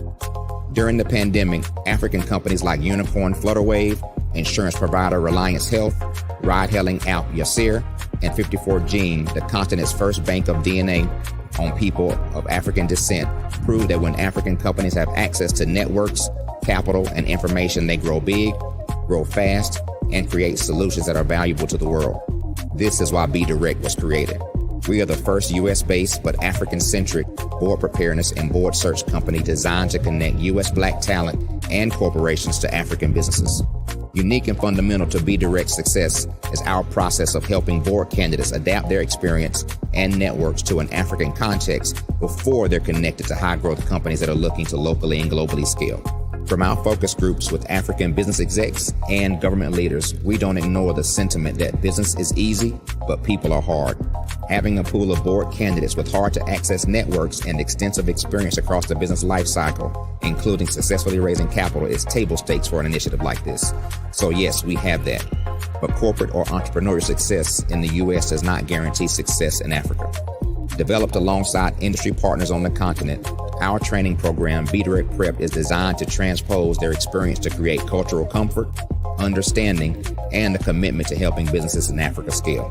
Our board governance sessions are African, continental, and country-specific, integrated with cultural awareness and dexterity training. Masterclasses led by African industry execs and mentoring and coaching from African continental-based facilitators. But even more unique to Be Direct Prep, we cap off our training program with an immersion trip to help candidates that have not been to Africa before see and feel Africa's complexity and opportunity from African soil. We all know traditional network-based board placement has historically left a lot of us out of ever really being in the paid board pipeline. Our strategy supports the work of many great organizations that are successfully filling seats at U.S. board tables by creating more tables for those that are still left on the sideline. It's time to start seeing the role and value of U.S. Black talent and businesses on the continent of Africa differently. Old perceptions and habits limit economic inclusion. Let's transition Black talent and the African businesses they will support from the periphery of the global economy to its core. Living in a global lockdown, we all know now how fast local and global economies can change and see the value of having businesses that hire, strengthen local value chains, and even grow globally. Status quo in any form holds back progress. We must democratize U.S.-Africa commercial engagement by socially and economically connecting cultures that have long been disconnected. It's time for Africa's U.S. diaspora to redefine their global value by helping African businesses scale continentally and globally.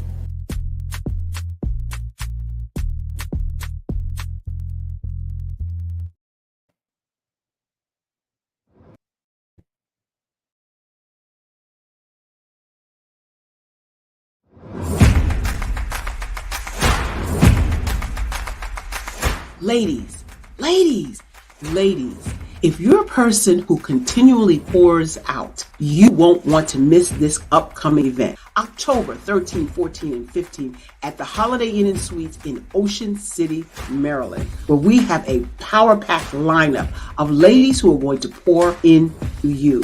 If you need to increase your impact, your influence, and your income, this is the event for you. Don't miss the power of sisterhood. These ladies coming from around the world to network and connect with you.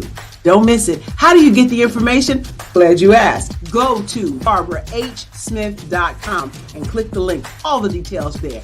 Don't miss Sisters Inspire Sisters to Advance, October 13, 14, 15 at the beautiful Holiday Inn and Suites in Ocean City, Maryland. What you know and I know together can change the world. I want to see you there.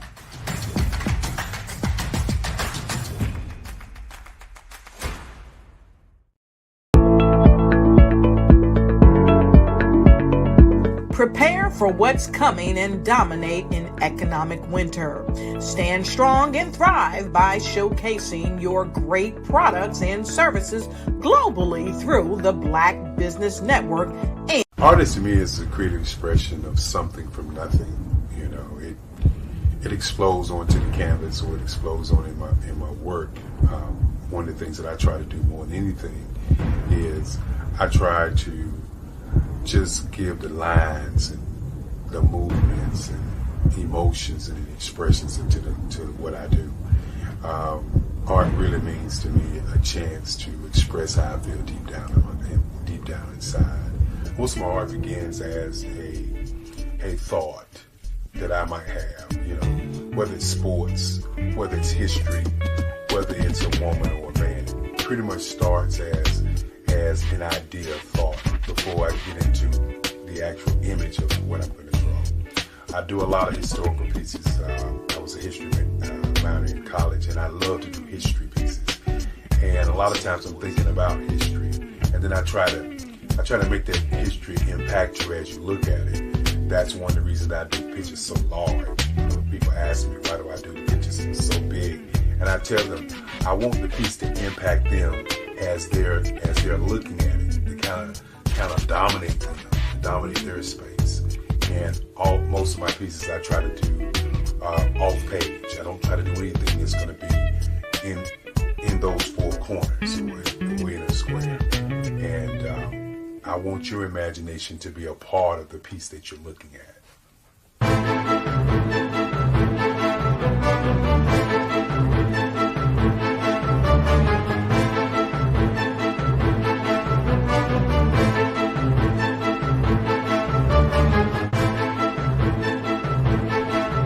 The way I feel when I'm drawing, when I'm creating something, is I feel free. I feel like there's an anticipation of something that's going to come. I try not to draw first. I try to draw second. And what I mean by that is I try to allow myself to kind of get into the piece and just relax. Sometimes I miss time. I'll draw 2-3 hours, sometimes 4 hours. And while I'm drawing, it's just a free. I just feel free. I mean, I feel like time stands still.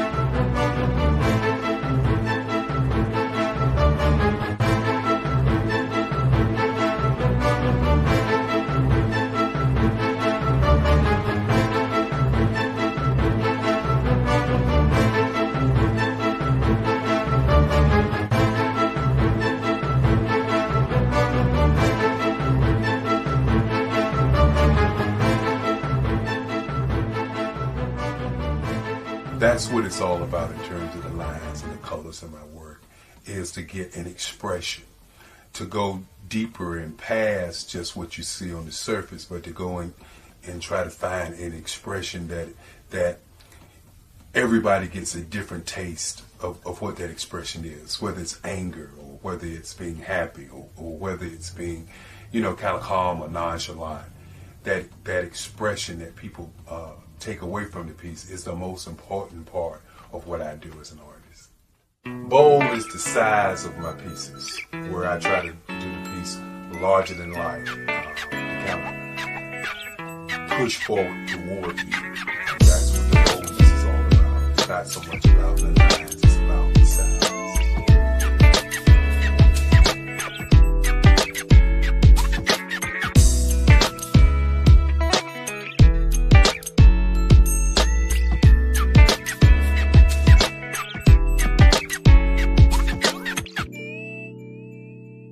The Face of Change art show is inspired by my mother, but more importantly, it's a historical moment in time as the pieces depict different emotions and expressions of Barack Obama. The 44th president is indicative of the 44 pieces of art that I have done in this particular collection. When you begin to think about expressions and portraits, this is a portrait gallery of expressions of what transpired as Barack Obama ran for office. Some of the pictures are abstract and some are expressionistic. And I combined both of those forms of art to create this collection of art pieces.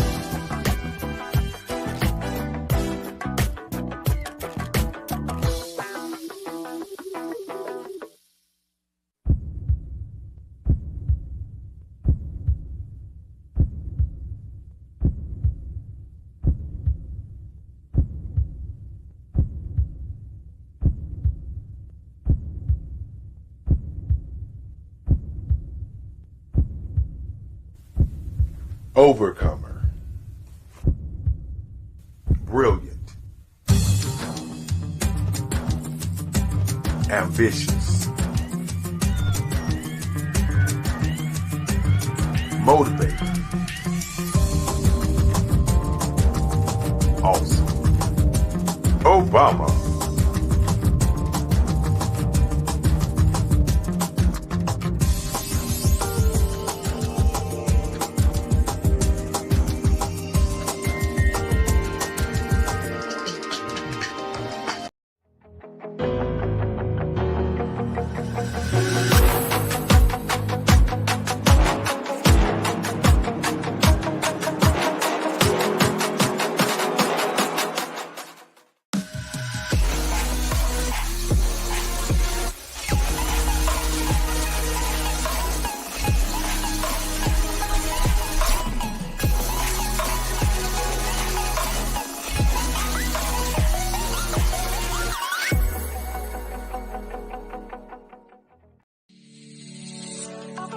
Did you know that our black dollar only lasts for 6 hours in our community? Yet other communities, their dollars last for 19 to 30 days. The Black Wall Street Nation. Black Wall Street Nation. Yes, that's why we created the Black Wall Street Nation. Black Wall Street Nation is a centralized directory available to all black businesses across the world. It was created for businesses like you, the ones that want to start and the ones who have a dream that have already started, such as businesses like Drop in a Bucket Productions, Valito Foods, Sugar Tea Branding Firm, All the Dazzle, Bun Cakeaholic, Miss Riot, and you. We'll have marketing, seminars, and some funding coming soon just for you. So, we want you to come and join us. www.blackwallstreetnation.com. See you there.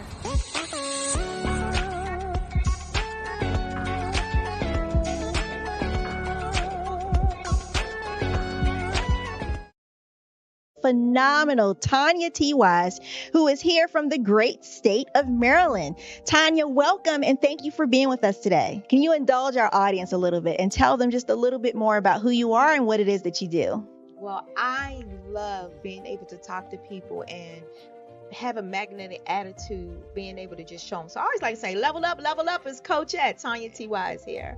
So can you tell our audience, just give them a teaser about what your presentation will be about? So my philosophy is that we should all be living our dream life. So tomorrow I'm going to talk about how you start living your dream life. What are some of the things that you thought about in your childhood that you just kind of let go and dormant? Wow. And I want to reignite that and just give you some pointers and some tips, some tools, some strategies to be able to start living your best life now. And guess what, Rhonda? And leave it inheritance for your legacy. Oh my goodness. Okay, I know that's resonating with a lot of people. I've heard that you have a dynamic coaching program. Can you tell us a little bit more about that? Absolutely. So our coaching program help people that have the lack of time, that lack strategies, and lack the confidence to go after their dream life. So we help them implement tools, we help them implement strategies, as well as give them resources so that they can live their best life now and leave that inheritance. Wow. Oh, I love that. I love the leave the inheritance part. Listen, you are dropping some major nuggets, and I know a lot of what you're saying is resonating with a lot of people, but I think we're all curious. How did you even make this transition into the speaking and coaching arena? What's the story behind this? So I started out in finance, and I realized that a lot of people don't necessarily go after their dream life because of the lack of finances or the education behind finances. But it wasn't until I lost my firstborn, my only son, that life changed for me. And where I was going after it all, living the corporate life, hit my 6-figure income and living in my dream house with my dream man, driving my dream car. I nearly lost it all when I lost my son. And so I realized it only takes one financial catastrophe that can change your entire life. That's what made me start All New Beginnings. Because no matter what's going on in life, there's a new beginning. And because of that, we develop a program called Wise Minded. My little slogan is, don't just dream it, let's live it. If they want to connect with you or work with you, what is the best ways for them to be able to do that? Well, for my social media guru, you can connect with me on every single social media platform as Tanya T. Wise. I'm Ramon Ray, founder of Smart Hustle Magazine and smallbiztechnology.com.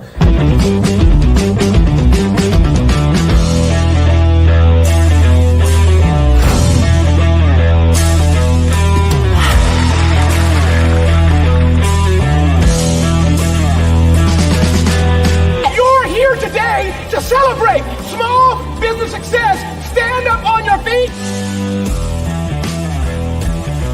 You rocked the house. It was amazing. Didn't we learn? For me, success comes from failure. One thing not to do is shake somebody's hand like this.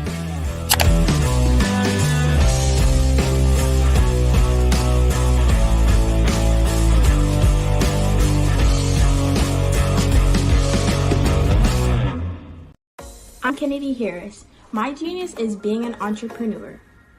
I'm the CEO of KLOC, a company where I develop my very own line of kids supplements. I currently market my multivitamin for kids to help combat weak immunity. During the pandemic, research has shown that having a strong immune system is key to fighting off disease. My vitamins are for kids, but adults can benefit from them as well. I'm adding a proprietary blend to my supplement line. I want to create my own blend so that I have a competitive edge in the marketplace. Staying healthy is important to me so that we live longer and have healthier lives. My website is klockproducts.com. That is KLOCK. Genius is common. Hey guys, my name is Caden. I'm the CEO of Caden Teaches, and my genius is teaching kids about financial literacy.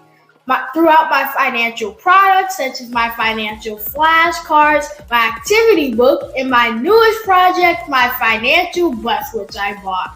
And on the bus, it has a mock bank where kids will learn how to deposit and withdraw money, a mock grocery store where kids will be able to learn how to have a family budget, and a mock stock exchange where kids will even be able to learn how to invest in stocks.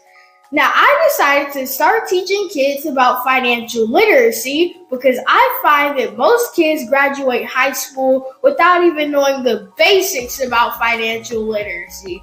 And I feel if I were to teach kids about financial literacy, that I would be able to help kids tap into their genius. And I actually learned about financial literacy to my dad because I would go to business meetings with him and I would always see that they were talking about financial literacy. And at that point, I didn't understand what financial literacy was. So I took it upon myself to learn about financial literacy and teach it to kids in a way that they could understand. But I want you guys to help me help kids tap into their genius by going to my website, cadenteaches.com, and you can sew into me in my financial bus by going to my GoFundMe link. And remember, if Caden can, you can too, because genius is common.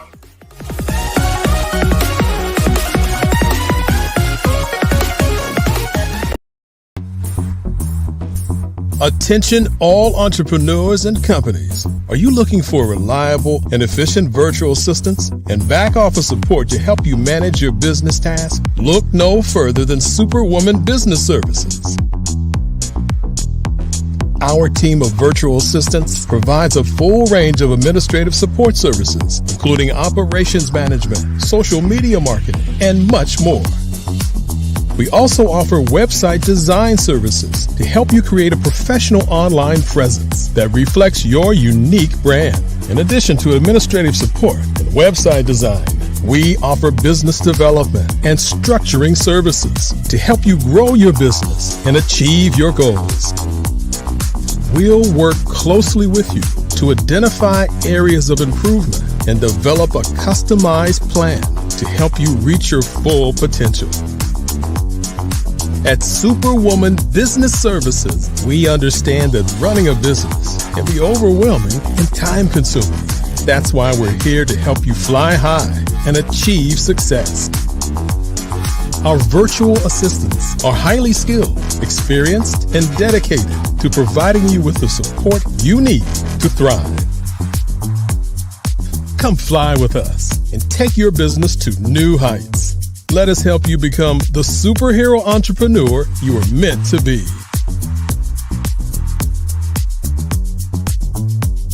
Contact Superwoman Business Services today to learn more about our back office support services. Come fly with us and take your business to new heights.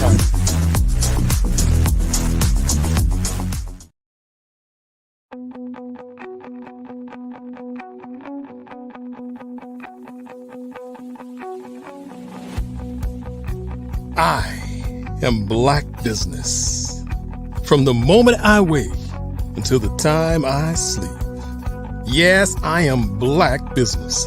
I am Black Business. Tell me, are you Black Business? I am Black Business. Do you support Black businesses? Listen, I support Black business because I am Black Business. Black Business Expo, one of the largest business showcases in the history of Black business in the world. The world!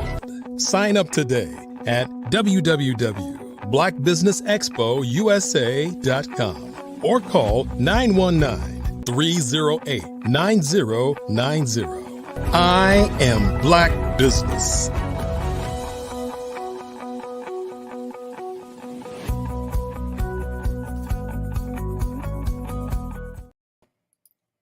Good afternoon, heading into evening, business owners, entrepreneurs, thought leaders, and corporations.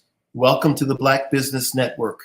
My name is Charles Cathcart. I am the CEO of African Diaspora Maritime, and I'm your business moderator for this afternoon on the Black Business Network. The Black Business Network is a 24-hour business network showcasing Black businesses, business owners, entrepreneurs, and thought leaders worldwide. We have speakers from North Carolina, London, Singapore, Africa, Japan, and cities all over the United States. The Black Business Network is a global community sharing its business knowledge to empower, inspire, and educate businesses about business. Today, we have a special treat. We have Dr. Sharon Hunter-Rainey, the Managing Director of the Equity Research Action Coalition, housed at the Frank Porter Graham Child Development Institute at the University of North Carolina.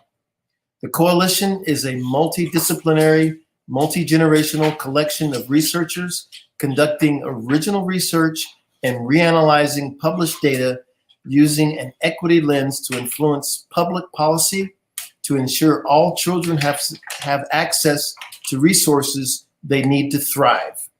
Her work has addressed equity in varied settings for decades. She is a founding member of the Black Women's Managers Initiative at Procter & Gamble and currently co-chairs the Advocacy Committee for the Carolina Black Caucus. Without any further ado, ladies and gentlemen, Sharon Hunter-Rainey, PhD. Welcome to the show. Thank you, Charles. I would like to share some things with you from I call myself a recovering professor, but we hear people throw around the word strategy a lot, and it's not always in context. So I want to share, I think I fit into the category of thought leader, but I want to share a little bit about what strategy is and what strategy isn't. And one of the industries that I follow, because I'm a reader, is libraries, the literary publishing industry. And so you'll hear me refer to examples and scenarios in that setting that are pretty different from the work I do on a day-to-day basis now. But this is something that I've put a lot of time into over the course of my career since I finished the doctorate. But I want to start out with defining strategy. So strategy is the action plan for competing successfully and operating profitably. And it's based on a set of decisions that you make. So according to Jan Rifkin, You commit to specific actions with the strategy, but those choices also imply what is excluded. So, for example, in higher education in North Carolina, one of the things that we explicitly don't do is remedial education. The state has made huge investments in community colleges. And so that's why the four-year institutions are like, no, we don't do remedial. There's a very well-known article, What is Strategy? And it was written by Michael Porter the year of the Atlanta Olympic Games. But the basic definition that he shares is strategy is creation of a unique and valuable position involved in different activities. And the basis for those actions comes from three different sources, if you will. One is serving a few needs of many customers. Another is meeting the broad needs of a few customers. And then the last option is meeting broad needs of many customers. And so the few of many might be a place like Ulta Cosmetics. Broad needs of a few may be a specialty grocery store, like a place such as Wegmans. Not everybody's going to go to the Wegmans, but they have prepared food, they have a little restaurant. There are different styles of restaurants in Wegmans, but it covers the needs of a select few that actually shop there.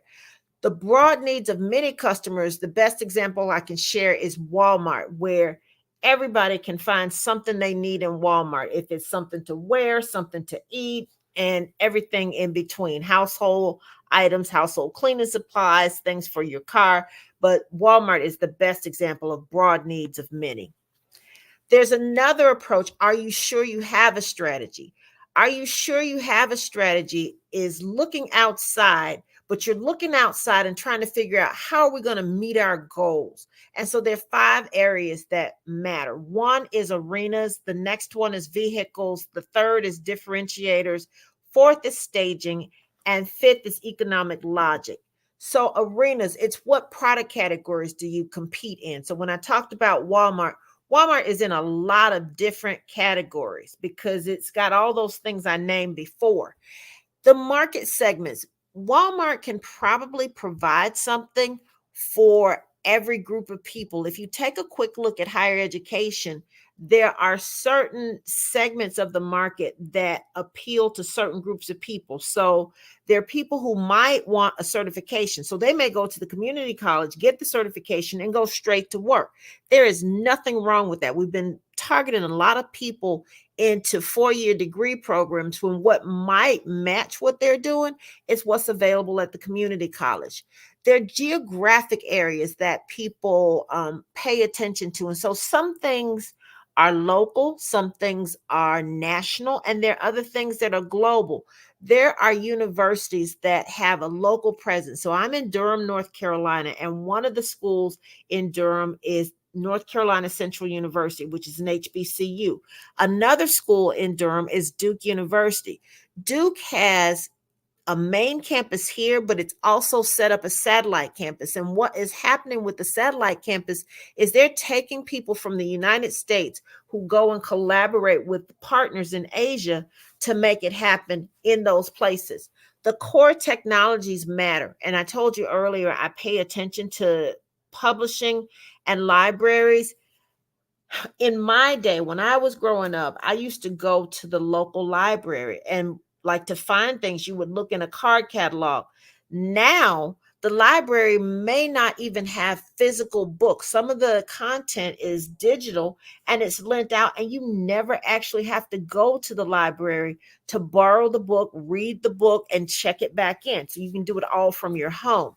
There's also different stages to the value creation. So every time something moves in the value chain, if you will, there's something that people are willing to pay for. At the beginning of the pandemic, when things were shut down, one of the businesses that really took off was DoorDash. And it was because people wanted food. They weren't necessarily going to go out and buy the ingredients. And even if you went out to try to buy the ingredients, it may or may not be there. DoorDash was doing a service for both the restaurants that were closed, so there was not foot traffic, but is also providing a service to the customers, the end users who wanted food to eat but couldn't go out and necessarily buy the ingredients or go sit in a restaurant during the shutdown. So there are different stages to that value creation step. The vehicles, how are you going to make your money? So sometimes you can create a concept and you can make an idea work. I've seen I used to run an entrepreneurship center when I lived in Tulsa, Oklahoma, and I've seen people with ideas. And when we started, it was an idea on paper. I left that role not quite a decade ago, but more than 5 years ago. And watching those businesses thrive it's amazing. And that's an internal development because people had ideas and they turned their ideas into businesses. There were a couple of people who were already running businesses when they came into the program, but just watching the ones who just had ideas and turn those into thriving businesses is kind of important. Joint ventures are when you have two entities that come together to make something happen. And so you see this sometimes. It happens sometimes in the automotive industry. You see it in retail where they will cross-brand something. So it'll be Disney by Coach, but it's two entities, and you have Disney fans who are also Coach fans. So they will pay whatever you're charging for some of these things. Licensing and franchising is not all that common in publishing, but licensing and franchising happens. Like if you look at a Madden video game, you see that happening because the video games are published or released by one company, but they're paying fees to the NFL. They're paying fees to Madden. I guess it might be his estate now, but Madden. And sometimes there are acquisitions, and we've seen acquisitions happen in retail pharmacies. People have, like there used to be Eckerd's turned into Rite Aid, then it turned into Walgreens, and they just continue to acquire. So we now have more or less two retail pharmacies, national retail pharmacies, and there are lots of small private pharmacies, but many of the national chains just don't exist anymore because they were bought by another entity. And even in the pharmaceutical industry itself, when I finished my MBA, there were probably, I'm going to say there were 10 to 12 pharmaceutical companies. And of those legacy companies, some of them have merged so much that 4 or 5 of them are embedded in what we know today as GlaxoSmithKline. The differentiators matter. So an image is, what do you want your customer to perceive about you?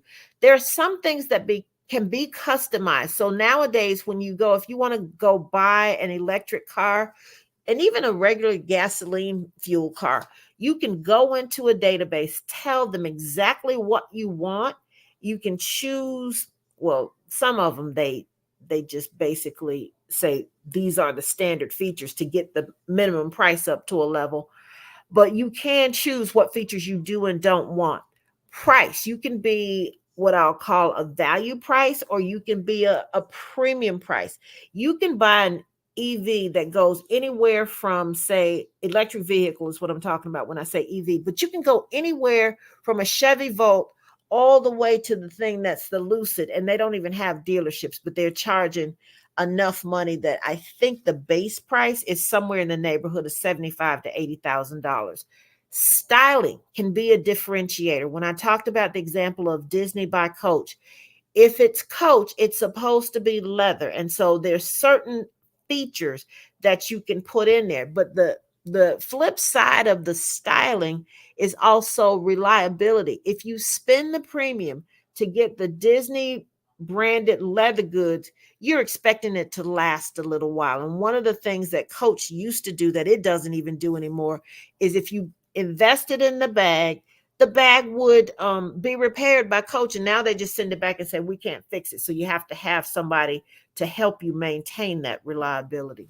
Staging matters, and sometimes things grow too quickly, and sometimes things have to happen in a certain order. So when I was talking about the library, switching from what I'll call physical books, journals, whatever the case may be, to digital content, the library had to have, one, the computers to make the digital content accessible to the users, but it also needed a database management. Another example of database management is the old model for iTunes.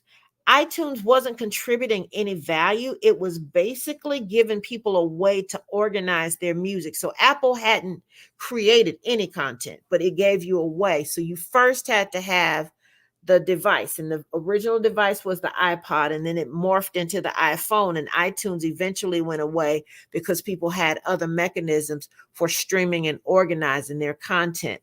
The pace matters. We talked about DoorDash a little bit, and DoorDash grew very quickly at the beginning of the pandemic. And then as people were able to get outside, so to speak, things changed, but it also changed the physical locations. I've been supporting local businesses with my restaurant dollars. I tend to buy it and still bring it home, but I've been supporting local businesses, but some of them are adding surcharges and they don't even tell you what they are. I have a church member whose son opened up a restaurant, and he has full disclosure before you even place your order to say, we're going to add this surcharge for basically a living wage for the wait staff. And I'd rather hear what the surcharge is for and know I'm contributing to this or that rather than have somebody spring it on me without saying, this is what it's for. The economic logic is important. Walmart is an example of massive scale. Because of the number of people that Walmart can count as its customers, it can sell you, say, a handbag for less money than the same handbag would cost you at a boutique. And it's getting those low costs because it's buying so much quantity. So it's got the maximum discount on whatever it is. Sometimes you can get low cost from what you do and what you don't do. So there are some places that will tell you, we sell running shoes. They don't sell stilettos. They don't sell hiking boots. They sell running shoes. And because they're focused on that specific area, they get cost advantages. Sometimes there are places that will have premium prices, and it's because they're offering something unique. So there are places that you go. If you go to the Ritz-Carlton, there's a level of service that comes with that stay at the hotel that allows the Ritz-Carlton to charge you a premium.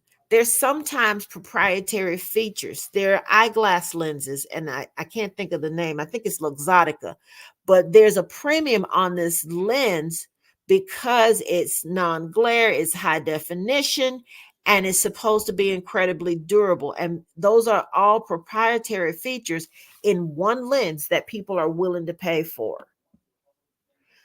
When you are making these decisions about the vehicles, the arenas, the economic logic, you got to be honest and you got to talk about what's the situation, where are we trying to go, and the last question is, how are we going to get there?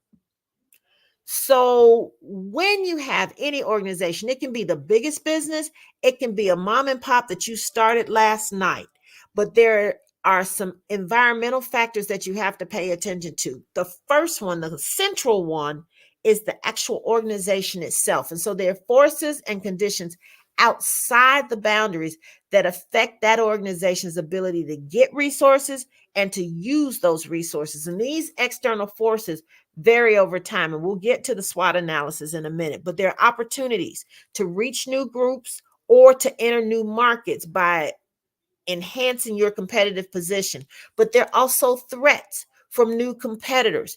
And so when DoorDash got what I'll call the run at the beginning of the pandemic, then we saw Uber Eats, and then there are local variations of all of those. And so that's an example of a new competitor coming into the space. This concept, so we talked about the organization. The organization operates in two environments. The first one is the task environment, which is closest to the organization. The task environment speaks to what the organization is trying to do. And like I say, it can be a mom and pop, it can be Walmart, it can be the federal government.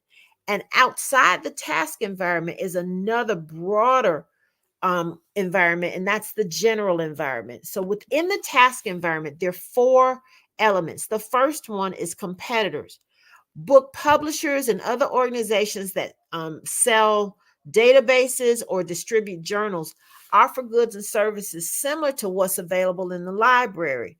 The potential competitors might be organizations that aren't currently operating there and could enter in the future. And so when we see people who self-publish books, those are potential competitors to the established Putnam's, Norton, the ones, Simon and Schuster, the big ones that we really know.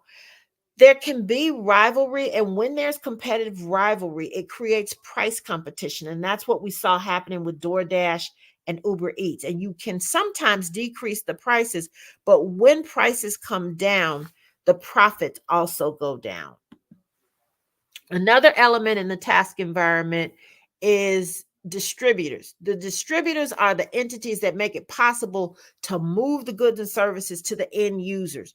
If you've got a really big and powerful distributor, it can limit access by controlling who's in the market. So General Motors used to be a really dominant player in the automotive industry. I was driving along the interstate today and kind of counting the cars that I saw, and there are very few General Motors cars. But back in the day when General Motors was king, it had distributors, and there was a distributor for the radios. There was a distributor for the tires. There was even a marriage for Ford, the Ford family, and I believe it might have been BF Goodrich, which was an American tire company. And that led to a marriage between those families because the tire company was selling so many tires to the Ford Motor Company. Distributors' effects on an environment can be affected if you go and look for alternative distribution channels. And so sometimes you can disrupt that. Amazon is an example of an entity that has disrupted the way books are sold, and they tested it on books because there was really no expiration date on books. But Amazon has effectively become the Walmart of the internet. You can go on Amazon and buy anything. They're selling furniture, they're selling household items, they're selling shoes. They acquired Zappos to sell even more shoes. And so that's an example of the effect that a distributor can have.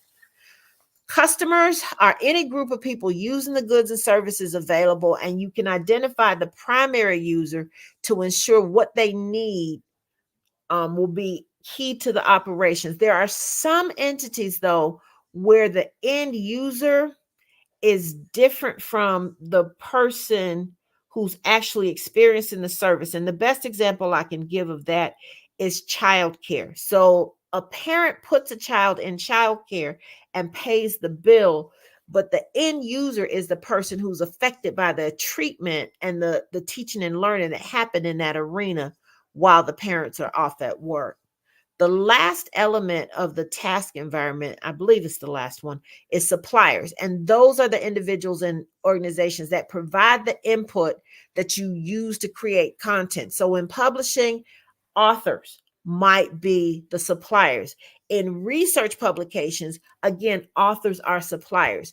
When you have sole source suppliers, those suppliers have a strong bargaining position. Once upon a time, I worked for Procter & Gamble, and Procter & Gamble had a product called Metamucil.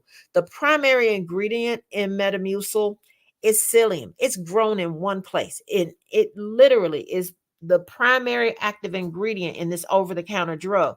And so because it's grown in one place, the people growing that crop have the power.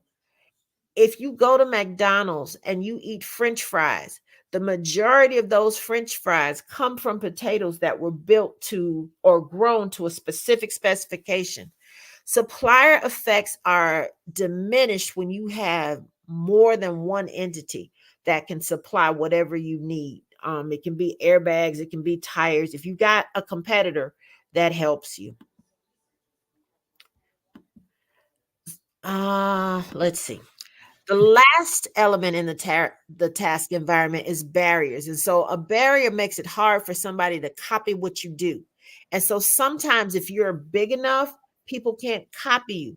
And sometimes customers have preferences for what's available. So up until about 1973, people in this country had a preference for American cars. And then there was a fuel crisis. And when the price of gasoline went up, the Americans were building these inefficient cars. People started looking at the foreign cars, and that option led to what I saw today when I was driving along the highway, where very few of the cars I passed were American, and fewer of those were General Motors. The barriers to entry can be related to economies of scale, and that's how much it costs you to make something. It can be brand loyalty. There are some Midwestern cities that are union towns.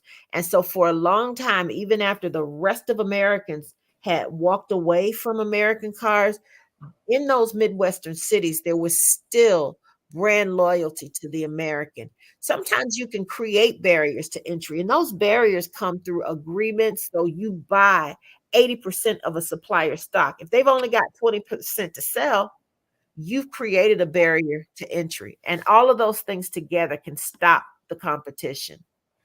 We talked about the task environment, and then there's a general environment. I'm almost to the finish line, but there are about 6 forces. One is the economic forces, and we're experiencing that right now.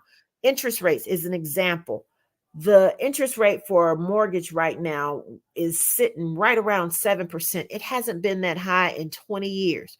We've got low unemployment, but we've got high inflation. So things that we were paying like $5 for, $4.99, $5 for before the pandemic, we're now paying $8.49 for the same item bought at the same store. So inflation is a factor.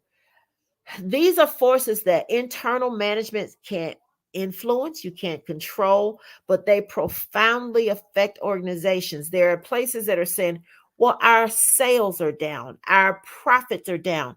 And it's partly down because of inflation. People's salaries and the money they have to spend have not increased at the same rate as prices. And so you want to pay attention to how those external forces impact whatever it is you're selling, a good or a service or both. Technological forces. There's evolution of technology, and it can change opportunities and threats, and it can make products obsolete. So an example of that is the iPod I mentioned a little while ago. Dr. Rainey. Yes. Let me ask this question. You've given so much information for somebody to really understand what their business can do and the coherence of being able to function. Yes. People are going to want follow-up questions. They're going to want to interact with you. Is there a contact or a way that they can write to you or see your platform? I'm sure you have this laid out. I have it laid out. I've got, let me give you my email address. I have it laid out. I think the email may be the best way. It's not set up on LinkedIn. Hold on. You ready? Yep. It's Sharon, SHARRON HR at AOL.com. It's not set up on LinkedIn. Okay. So give it to us one more time. People can't write as fast as we can talk. Okay. SHARRON HR at AOL.com. And the reason I use books and publishing is because I know people are in different industries. Sure. And I want them to think about it, because I think a lot of people read. I'm not going to say everybody reads, but I want them to think about it in the context of publishing. And then there's another step when you apply it to whatever industry you're in. Because I used to pay attention when I was in the classroom. I paid attention to the publishing industry and the automotive industry. Okay, I understand. Well, you were given those analogies. And so, you talk about what you know. That's just the thing. And I'm an avid reader myself. I'm actually reading that Shakespeare might not have written Shakespeare, and it might have been one of the earls. Oh, my. Yeah. But the big guy, the big name got the credit. No, the little name got the credit because royalty and landed gentry couldn't publish and write for the masses. It was frowned upon back then. And so he was writing these great works. And there's a big story behind it. But the thesis of it is by reading, you learn these things and you hear these things and you know these things. I'll also tell you something interesting. Dr. Kelly said that it was your idea of going online that helped the Black Business Network and for us all to hear this instead of just live in Durham.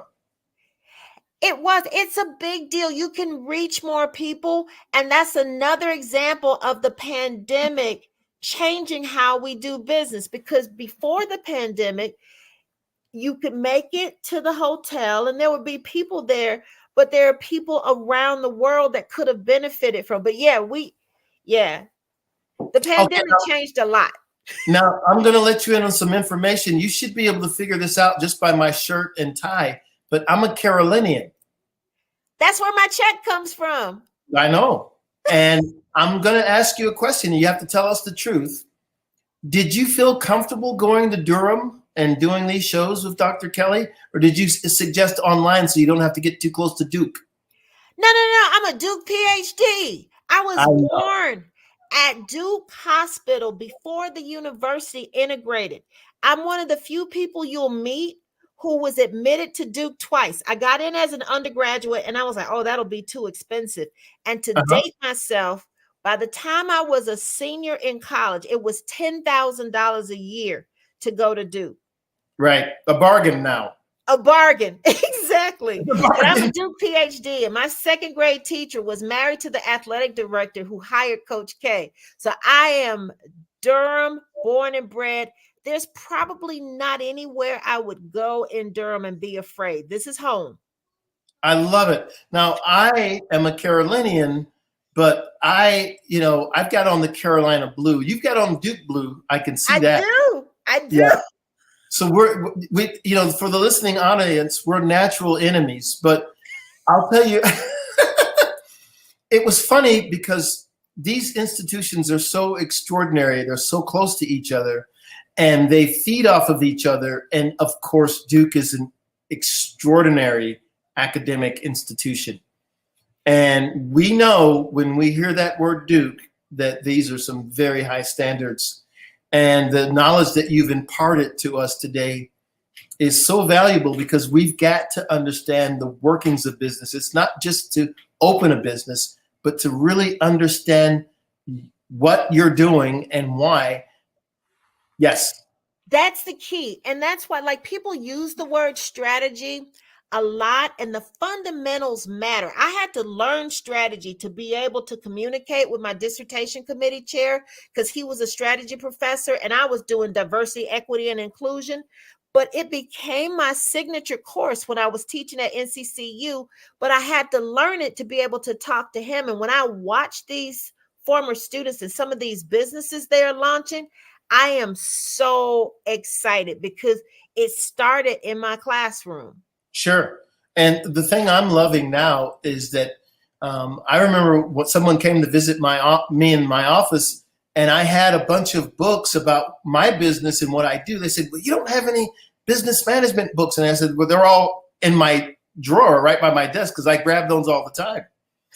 And when you learn business strategy, your business can be supple. You can adjust. You can forecast and see what's coming. And business forecasting is one of the things I love because you are preparing for what you think is coming as studying the trends. Right. So, and you know when to pivot. And that's why I was talking about those environments. So people have an understanding of when to pivot. And the pandemic forced Kelly to pivot sooner than he might have. Right. Well, this is amazing. So when I come down there, because I'm a Carolinian, my parents were born there, my grandparents were born there, and I was born there. So I'll be down, and I'm sure we'll all get together and go see the Durham Bulls. And I'm thrilled to have met you and to listen to this program. It was extraordinary. I've just been taking notes. And Dr. Kelly's vision for the Black Business Network is so inspirational because sometimes we get frustrated in our day-to-day walk, we don't see enough excellent people all the time. And this program is excellent people all the time. And we just everywhere. From everywhere. So we're used to it now.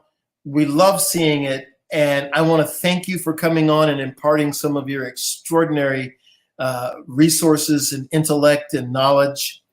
And as they say, genius is common. I'll see you on the other side. Thank you, Dr. Rainey. Thanks. Ladies and gentlemen, it's another guest that is helping us, teaching us, showing us strong intellectual capabilities. And all we have to do is look at this and realize the answers to success are there. We know that the Black Business Expo's mission is to raise funds for high school seniors going to college or K through 12 entrepreneurs. I'm sure you've seen some of those commercials.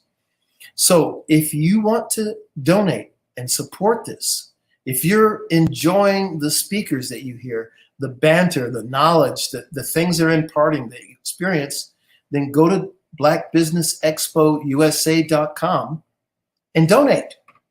Or you can look at the bottom of the screen and for Cash App, and it's the $sign BBXUSA, Black Business Expo USA. Make a donation. The goal is to give $5,000 and 10 laptops out to students. And the students can register at blackbusinessexpousa.com. Every dollar counts. We need the help, and we're going to turn more successes by our efforts, and we're going to make the Genius is Common theme common amongst all of us. I want to thank our sponsors for making this possible. NC100, Moody Capital Partners, Suede Soul, Lotus Ritchie Coaching and Training, Carolina, Virginia Minority Supplier Development Council, STEP Management, BHS and Associates, Margie McLean Foundation Incorporated, Genius is Common, Earth Essentials, Melanie Shani Global, Executive Women's Success Institute, The Quality Coaching Company, Superwoman Business Services, Creative Force Studios, Lee Entertainment, Artistic App Design, and Black Business Expo USA. Genius is Common. I'll see you on the other side.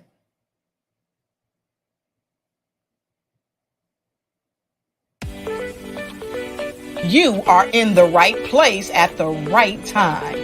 The Black Business Network opens again for its Black Business Olympics, a 24/7 broadcast on business, strategies, global branding, social media marketing, finance, advertisement, and much, much more. Featuring the top, most powerful entrepreneurs and speakers and thought leaders from all around the world as they gather together for this phenomenal event. Join the Black Business Network streaming live into the metaverse, STEM City USA, Black Multiverse, Pod TV, Roku, Hulu, iHeartRadio, Apple TV, YouTube, TikTok, Instagram, Google Podcasts, Facebook, LinkedIn, IBM TV, Spotify, and Twitch. Tune in today and be a part of this amazing movement. The Black Business Olympics welcomes you.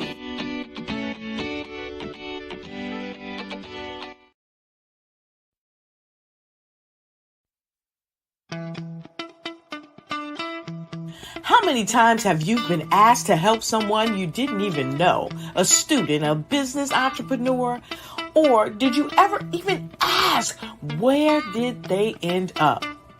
That business, that friend, that entrepreneur.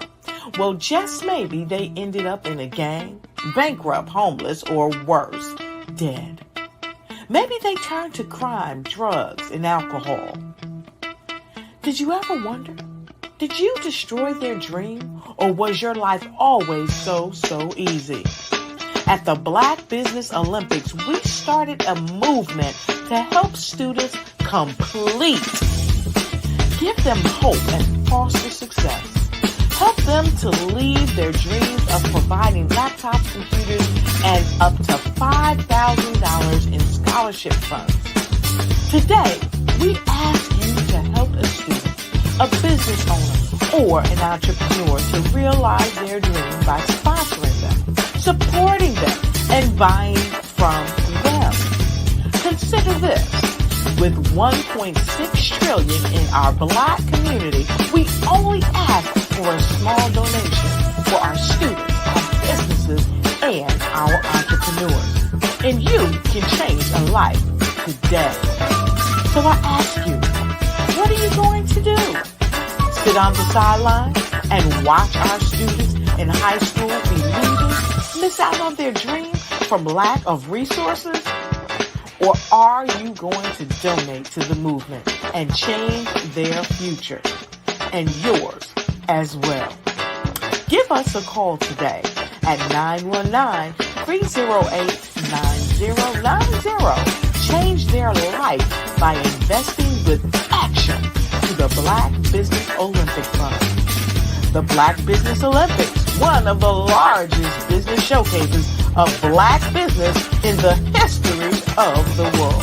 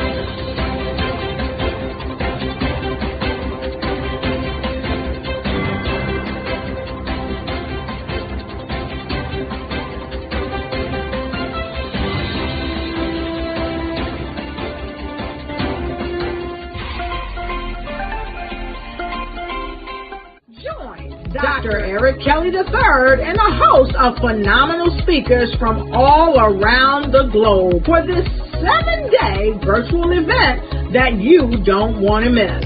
The mission of the Black Business Expo is to raise scholarship money from kids all the way from high school, all the way from college. The Black Business Olympics is one of the largest Black business showcases in the world. It is an opportunity for businesses and companies to showcase their businesses globally. We are going to be giving away laptops up to $5,000 away to students.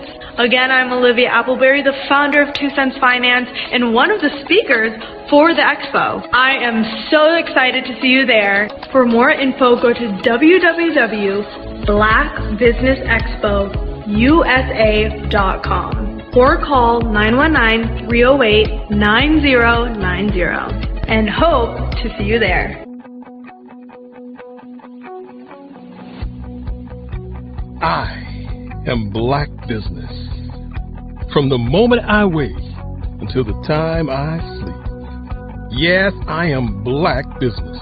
I am Black Business. Tell me, are you Black Business? I am Black Business. Do you support Black businesses? Listen, I support Black business because I am Black Business. Black Business Expo, one of the largest business showcases in the history of Black business in the world. The world! Sign up today at www.blackbusinessexpousa.com or call 919-308-9090. I am Black Business. I am Black Business. From the moment I wake until the time I sleep, I am Black Business. I am Black Business. Are you Black business? I am Black business. Do you support Black businesses? I support Black business because I am Black business. Black Business Expo, one of the largest business showcases in the history of Black America in North Carolina. Join Dr. Eric Kelly III and a host of phenomenal speakers from all around the globe for this 7-day virtual event that you don't want to miss. The mission of the Black Business Expo is to raise scholarship money from kids all the way from high school, all the way from college. The Black Business Olympics is one of the largest Black business showcases in the world. It is an opportunity for businesses and companies to showcase their businesses globally. We are going to be giving away laptops up to $5,000 away to students. Again, I'm Olivia Appleberry, the founder of 2 Cents Finance and one of the speakers for the expo. I am so excited to see you there. For more info, go to www.blackbusinessexpousa.com or call 919-308-9090 and hope to see you there. I am Black business. From the moment I wake until the time I sleep. Yes, I am Black business. I am Black business. Tell me, are you Black business? I am Black business. Do you support Black businesses? Listen, I support Black business because I am Black business. Black Business Expo, one of the largest business showcases in the history of Black business in the world.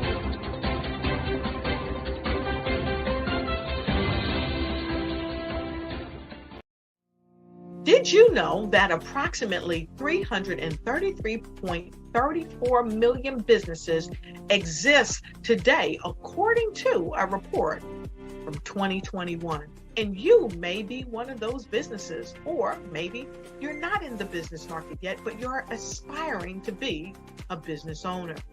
Well, guess what? You're in the right place at the right time. Because let's face it, everything is about timing and opportunity. Hi, my name is Dr. Lotus Richey, and I'm the CEO and founder of the Lotus Richey Coaching and Consulting LLC, along with the Lotus Richey Ignite Show. 15 minutes of success with Dr. Lotus Richey, as well as books to boom your business and bring who you are. And today, I want to bring this amazing message to you about the Black Business Network and the Black Business Olympics. See, the Black Business Network and the Black Business Olympics is designed to help people just like you, that's right, that look like me, to take their business to the next level. Not just in your front yard or your backyard, but globally. The Black Business Network and Black Business Olympics is designed not to just help you survive, but to help you thrive. So join us today as we come together with businesses all around the world to support our students, our children, our young teens, our young entrepreneurs. What we do is we come together to help raise funds for students who are aspiring to be business entrepreneurs, who are aspiring and who are thriving in college. We endow them with a wonderful opportunity to gain scholarship of either a laptop or several thousands of dollars.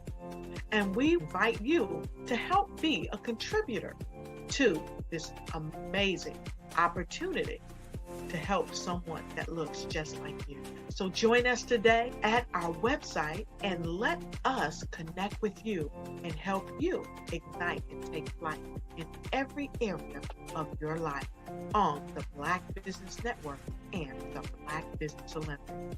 I'll see you on the other side.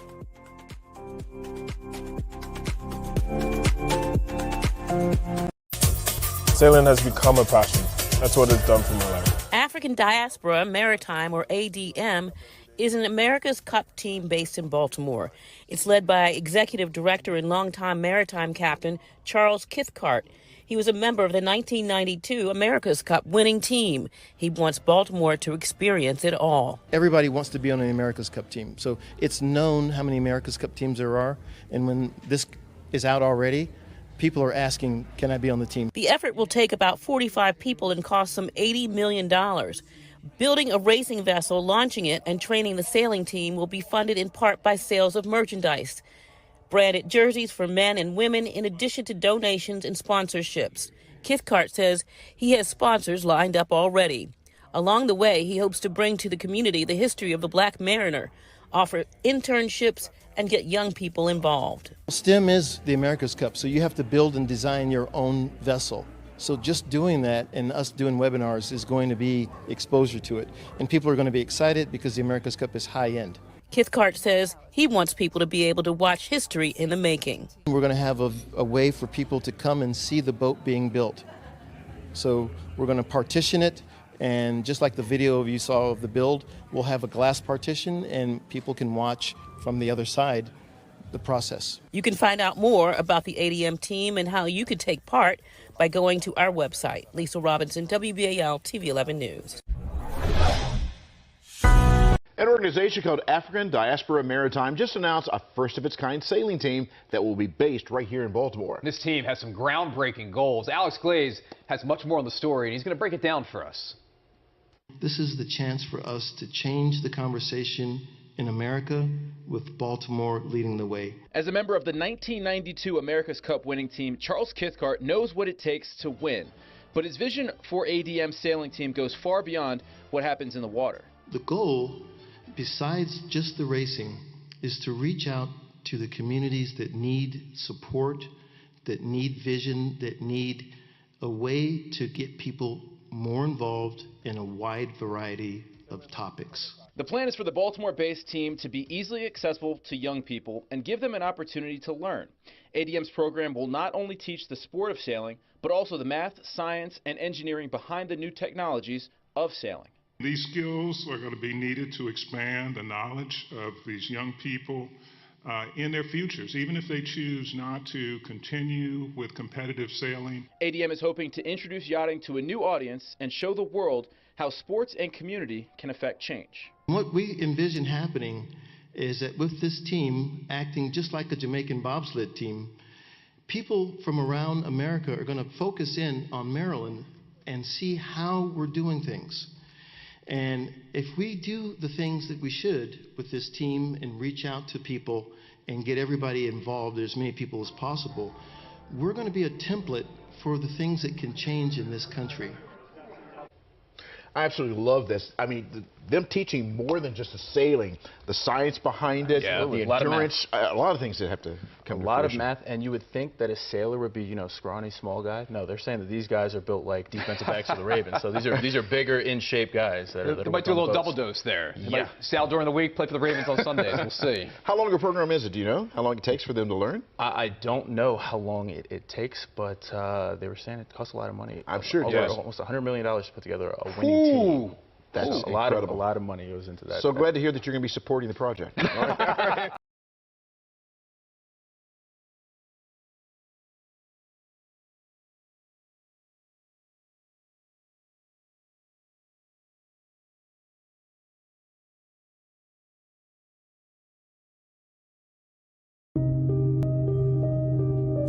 The Black Business Expo is changing my life. This year, they are giving away laptops and even $5,000 in cash to students just like me. I'm Alexis, and I want to go to college to fulfill my dream of becoming an entrepreneur. Help the Black Business Expo going to www.blackbusinessexpousa.com and also becoming a vendor, a sponsor, or donating.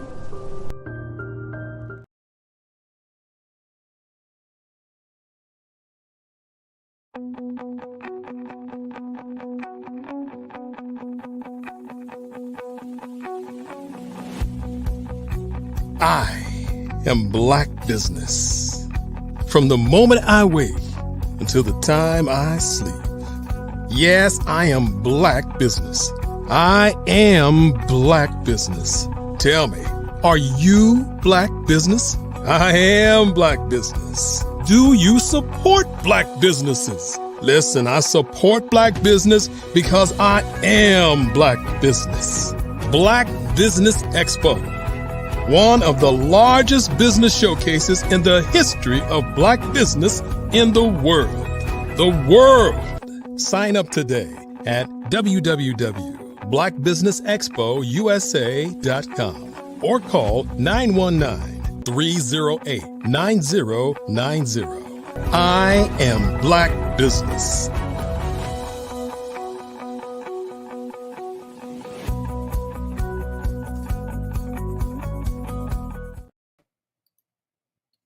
Well, good evening, business owners, entrepreneurs, thought leaders, and corporations. Welcome to the Black Business Network. My name is Charles Cathcart. I am the moderator for this evening on the Black Business Network.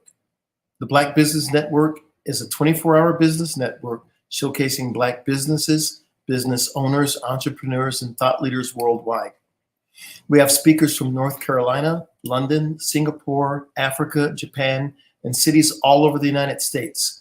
The Black Business Network is a global community sharing its business knowledge to empower, inspire, and educate businesses about business. This evening, we share now with the founder of the Black Business Network, Dr. Eric Kelly.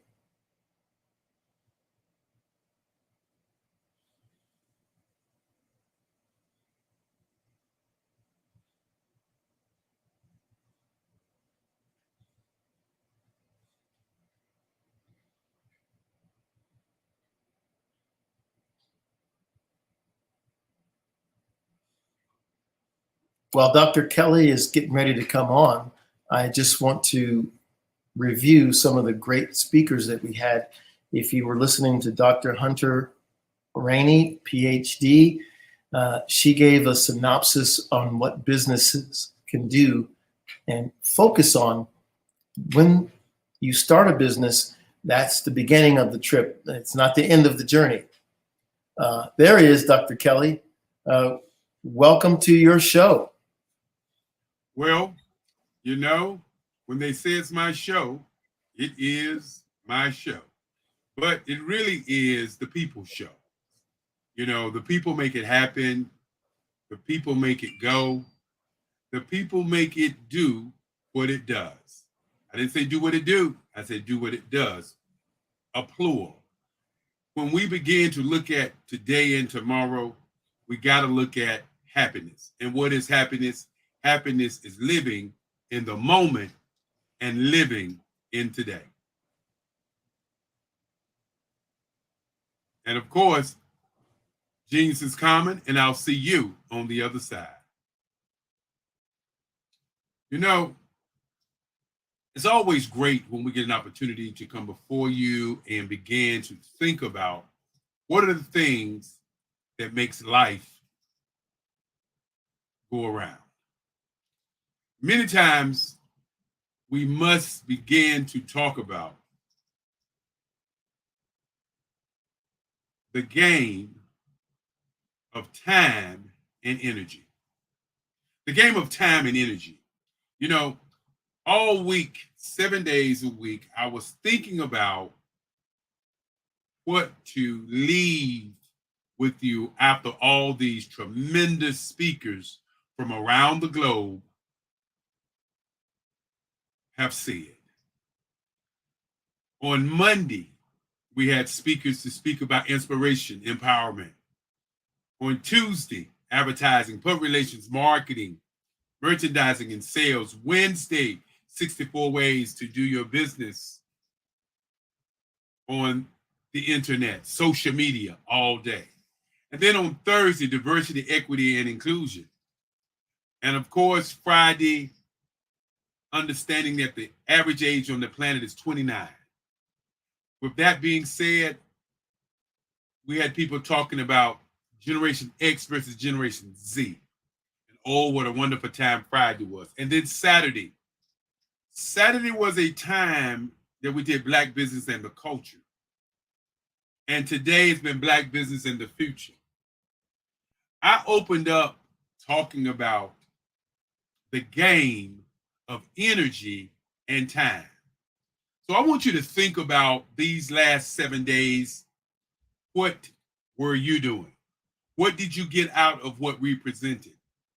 When you think about the lives of the business owners who spoke all week long from 8 o'clock in the morning to 8 o'clock at night, what did you learn? What did you do? With over $11 million, $11 trillion in Black hands, do we continue to allow it to go everywhere but in our community? Very bold question. The Black Business Network is here to showcase businesses from across the globe. With that being said, for those who have been on this ride with us for the last 4 years, and I should say 3.5 years, because now we're on August of this year. September is right around the corner. History of time moves on. As I opened up with, and I'm going to say it one more time because I'm going to bring that to you strong this evening, and that is the game of energy and time. Ask yourself, what do you put your energy in, and what do you spend your time with to get to your ultimate goal or mission? That's got to be the key to life. Now, for those of you who have had an opportunity to be with us on this journey, and this journey is to do Black Business Live all over the globe. Yes, indeed, that's a bold mission, a bold goal, but it is not a finite mission, but an infinite mission. And the difference between a finite mission and an infinite mission is this. A finite mission would be just this week. And when we got to this, to today and to this very moment, at the end of this hour, this movement or this event is over. No matter how you look at it, it's over. That's called finite. That means, like baseball. Baseball has its rules. You don't get a 10th inning in baseball unless you're tied. But that's a rule. That's a finite game. I mean, that's a finite game. So the Black Business Olympics is an infinite game. It has no rules. We don't know how many speakers are going to speak. We've had over 3,000 speakers to speak. And they've spoke in different manners, different kind of ways. They've said what they want to say because it's an infinite game. Remember, time and energy. And as we look at time and energy, you have to look at what are the rules. There are no rules in an infinite game. Sometimes a new rule happens. Sometimes a moderator comes in and says, I want to moderate for 4 days. Sometimes a moderator says, I want to moderate for 2 days. Sometimes a speaker says, I want to speak for 4 days. And sometimes a speaker says, I just want to listen. No rules to an infinite game. And our game is going or looking at a vision of being 365 days of the year live. And so when people ask the question, what do I get? Why do I come? What is it that I get? I simply say you get an opportunity to be recognized, showcased. You get an opportunity to be known. And many times in business, you think that people know you because you have people around you. But people around you not buying your products or your services don't mean anything.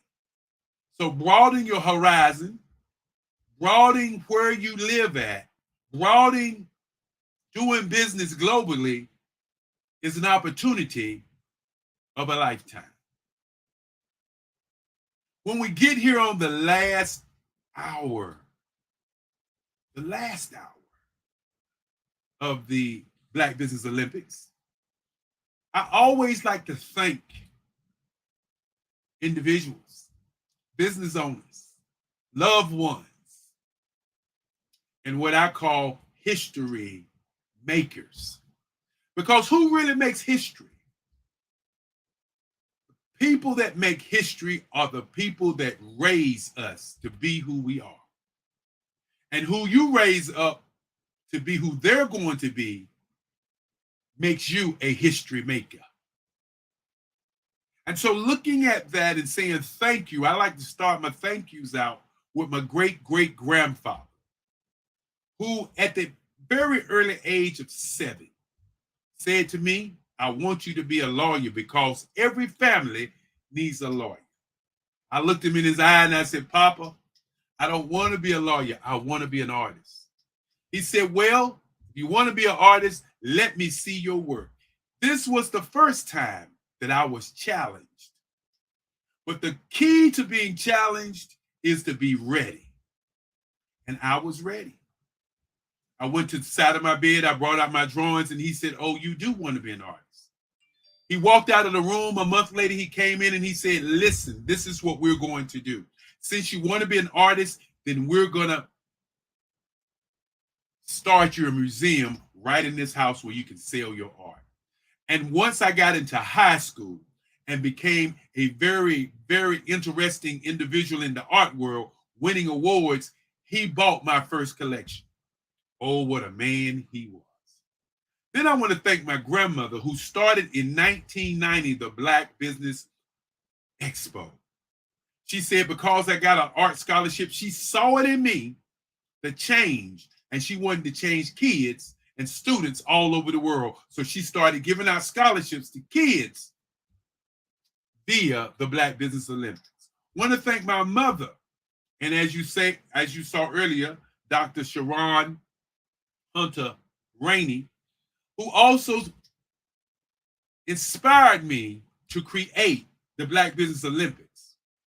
And with the Black Business Olympics, which is one of the largest business showcases in the world, yes, the world,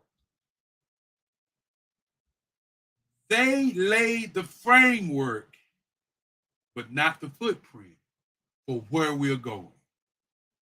The footprint was laid by Malcolm X, who said by any means necessary, by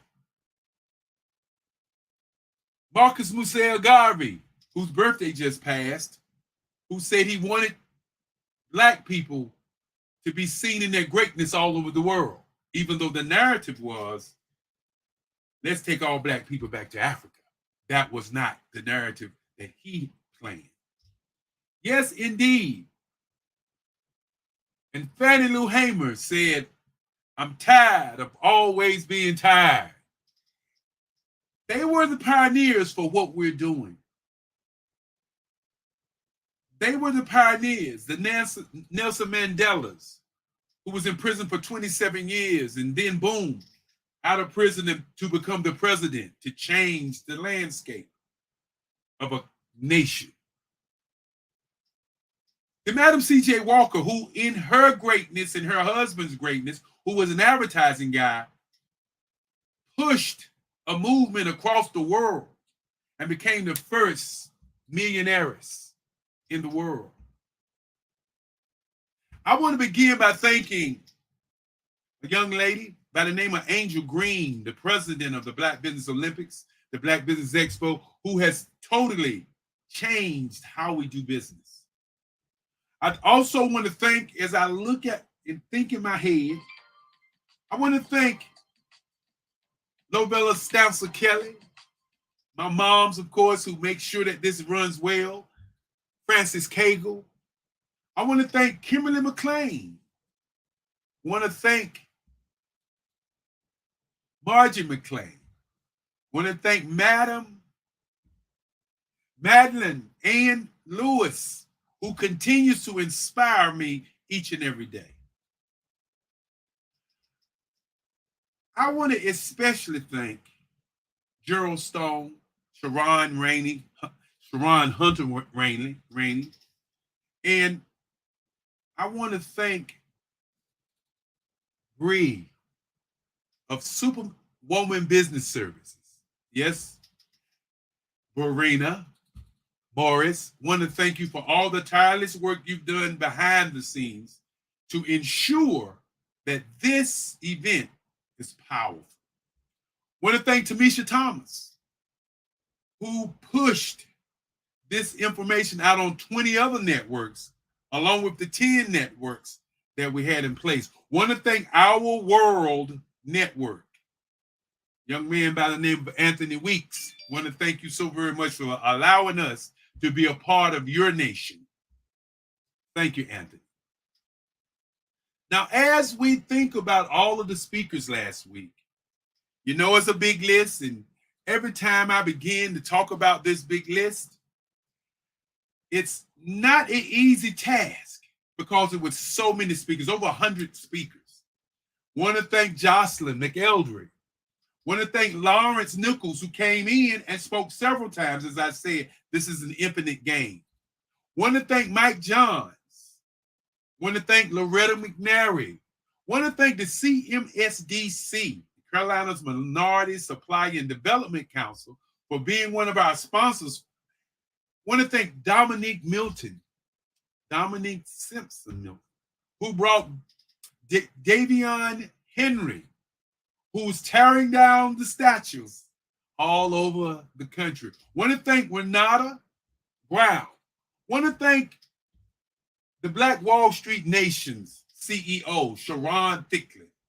Want to thank Tabitha Russell, who's getting ready to do another show next week. Want to thank all of the people who are making it happen for what we are doing. Want to thank Kadar Muhammad. Of course, I want to thank Dr. T.L. Holmes. And I like to take my time when I'm thanking people because, again, without these speakers, this wouldn't have been a great deal. Wouldn't have been a great show. Want to thank a lady I call my cousin, Sandra Wall Williams. We had a young lady who came, Chief Chanel Dickerson, who came on and talked about how she looked at what she wanted to be in life and accomplished it. Of course, the social media lady, want to thank Ida Mahurju. She's going to kill me because I hatchet her name, but she knows what I mean. Want to thank Shay Brown. Shay Brown, the salesman extraordinaire. And of course, I want to thank another young lady by the name of Kat Cacciardo. Kat Cacciardo, who is a fitness coach. She told us that she was 66, and you looked at her, she looked like she was 25. When I think a guy out in Las Vegas by the name of Jackson Chris, B. Jacqueline Jeter, and a superstar in the making, Shelly Jeffco, who said she wants to be the Oprah Winfrey of the network. Coach Trey Bell, who brought us Dwayne Golden. I want to thank a lady out of London. And you know, when we talk about people all over the world, we got people all over the world. I want to thank Maria Bond. I want to thank Edie Clark, Janet Butler, who came in again today to do a great presentation of Fireside Chat and moderated. Want to thank Bukeka Blakemore. Yes, indeed. Want to thank the young lady for introducing Fab Unite TV. Yes, indeed. Want to thank Carolyn Wilson, who was a co-host on the Oz Show. Want to thank Bishop Darrell Anderson. Want to thank Angela Baptiste. Want to thank Coach Peggy Muhammad. And you know, when I begin to thank people, it just rolls up into me what they did all week, how they committed for you, not for me, but for you to see them in their greatness. What did you do? Did you take notes? Want to also thank Dr. Step Audrey, who brought Dr. Keedy and brought the health initiative to this platform. Definitely want to thank a young man in radio, Jerry Smith. Want to thank Melanie Perry and Norma Hollis, who Norma Hollis did several fireside chats. Want to thank another lady by Tanya T. Wise. And Tanya T. Wise was a young lady who not only spoke about her company, she was a moderator. Want to thank Andre Ward. Want to thank Nia Lewis, Tandra Price, who brought her team in again this time. And Tandra Price, one of the superstars of the Black Business Olympics. William Jackson and his wife, Aida Jackson, who both in their greatness shared the metaverse for us. Andrea Adams, who was a moderator, want to thank her also. There was a lady who was here who was, as we call, the $1 million grant writer. And that was Dr. Barbara Wright.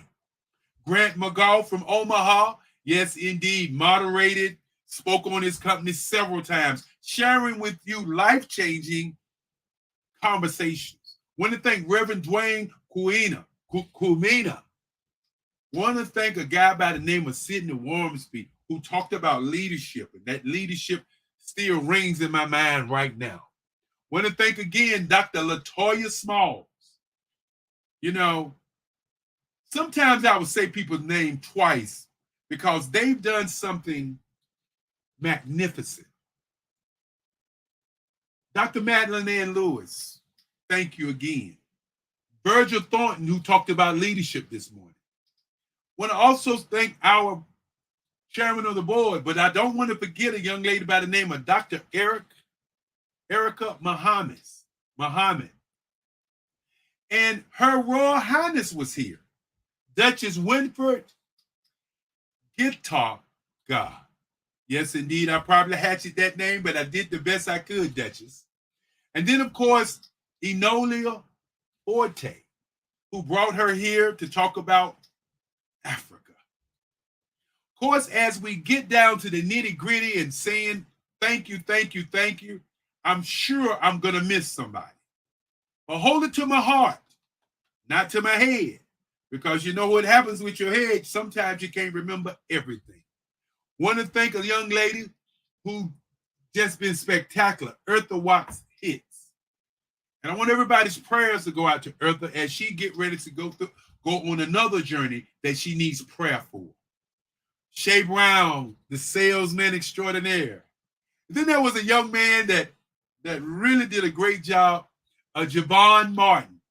And we had a legend here. We had an absolute legend, even though everybody was a legend. Everybody was historical. We had a gentleman here by the name of Jerry Roebuck. I just want to take a moment and talk about Jerry Roebuck. Jerry Roebuck was the man who started Black Expo USA and did 16 cities across the United States of America.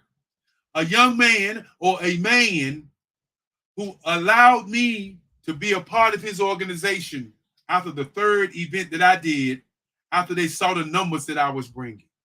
Had a chance to go to the Jacob Javits Center in New York City and watch his show, which did 100,000 people 4 days in a row with over 1,000 business owners. He took those 1,000 business owners across the nation, LA, San Francisco, New York, Philly, Washington, D.C., Norfolk, Virginia, Miami, all over the country. I want to thank him personally for what he was doing was what I was watching, and he allowed me to learn on the job how to do the Black Business Expo right here in Durham with the tutelage of my main guy, rest his soul, Bill Cherry. Want to thank Merlin Clark for her outstanding participation as she talked about Generation X versus Generation Z. Want to thank Marquise Hicks, as she was just fantastic. And as we move on, want to definitely thank Abdul Dwele Muhammad, you know, as he talked about black businesses in the future out of Africa. As you've seen the videos, and many of the videos were either made by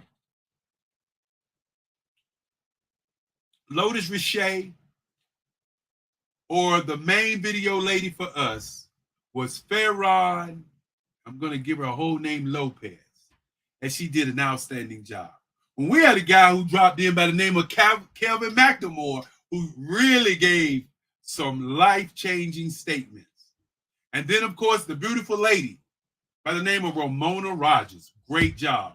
And then, of course, a lady by the name of Sunny Waterhouse was here definitely. She did an outstanding job as she was on a panel with Nurse Blue. Spiritual Teak was here all the way from the UK. And who would forget Dr. Tandra Price? Taria Hodge, who talked about AI. And my great friend, I didn't say good, my great friend, Yunisa Kamara, all the way from London, as he continues to put speakers on this platform. And you got to talk about Wade Randolph, who again showed up, and showed out. I want you to think for a minute, what did you get out of this week? If you don't know what you got out of this week, go back. Go back and look at it one more time. We put it on social media so you can see it over and over again. This is a university. Did you get your tassel? Did you get your diploma? Want to thank Helen Hicks, who was one of our moderators. And the moderators are the ones that really made it go. Tanya Wise, Eartha Watts Hits, you know, Enola Forte, of course, Andrea Adams. You know, they really made it happen. They made it happen. Grant McGall, you know, Marie Bond from the UK. They really made it happen. Want to thank them. But I also want to ask you, as you stumbled onto this showcase, as you may have wondered, what is our why? Our why is to change the epidemic of our kids committing suicide with the mindset that the only thing they can do to be wealthy and happy in America today or all over the world is to be an athlete, singer, dancer, stripper. As my mother say, don't say stripper, son, say exotic dancer. Or to be a criminal. To change their minds for them to see Black people in business. To provide scholarships for these kids to do something with their lives that's going to change the world. Think about it for a moment. All these businesses spoke because they wanted to change the lives of our youth, to stop them from committing suicide, 1 in 1,000. When you think about our kids being number one in something, we want them to be number one in business, in prosperity, and in happiness. And how do you get to happiness? Where many people live in the past, and that's called regret, where they're looking at what I shoulda, coulda, woulda did. And then other people live in anxiety, which means they're thinking about the future, what may happen, what could happen, what might happen. But then there's a few of us who live in the today. And today is happiness when you know your name, when you know you have an opportunity, when you can change somebody's life, when you can do something right now that will help somebody build a better tomorrow. Now, my message to the Black business community is this. You've watched 7 days of this. But more importantly, you have really watched almost 4 years of this. We did the first one when the pandemic hit. We did 4 the next year. We did 6 last year. We're working on 12 this year. So you've seen 4 years of business owners saying that they have something to give, not only to our young people, but to the world. So my question is this to everybody. What are you going to do? We ask for donation for these kids. We ask for computers for these kids. But what we need more than computers and money is for us as business owners to reach out to young people across the world and ask them, how can I serve? How can I serve them? Because they are the future. If you're in business and your business is structured for customers that are 30 and 40 years old, 10 years from now, you're going to be out of business. AI is not going to put you out of business. What's going to put you out of business is your customer. And the question I have for you, do you know your customer? Do you understand your customer? Do you understand your gray print, which is your subconscious mind that's looking for business, that's looking for happiness, that's looking for joy all the time by the thoughts that you have inside? Do you know your red print that is how you show up, who you are? And your red print sometimes is what we call fear and sabotage. But more importantly, your red print is who you are. And if you're a business owner and you don't know your industry, or what I call your blueprint, and what is your blueprint of your business? Are you doing a business as a hustlepreneur, an iPreneur? What type of business are you doing? If you don't know your industry, then you don't know your business. That's just the way it is.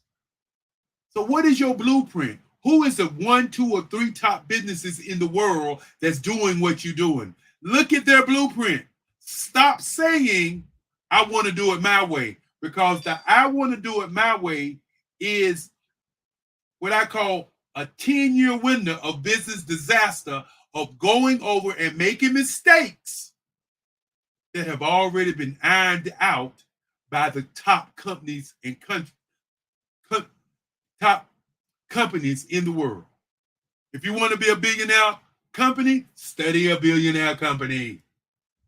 And then, of course, the green print. After you study the industry, you see your blueprint. How do you make your money from that? What is the green print that earns you money from your blueprint? We've had so many business owners to talk about strategy. Think about that for a moment. And then, of course,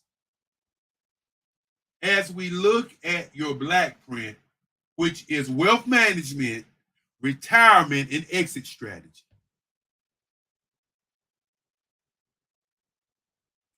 Do you have an exit strategy? Why don't you have wealth management on your mind? I'll tell you why.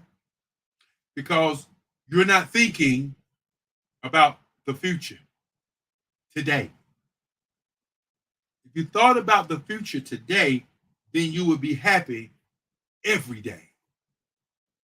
So people, as I start to move down to the end of what I wanted to say, because, you know, this is the state of black business right now. That's what this is, the state of black business. Sunday is the future. The state is the future. It's the state of black business. It's the state. It's the state. Where is black business?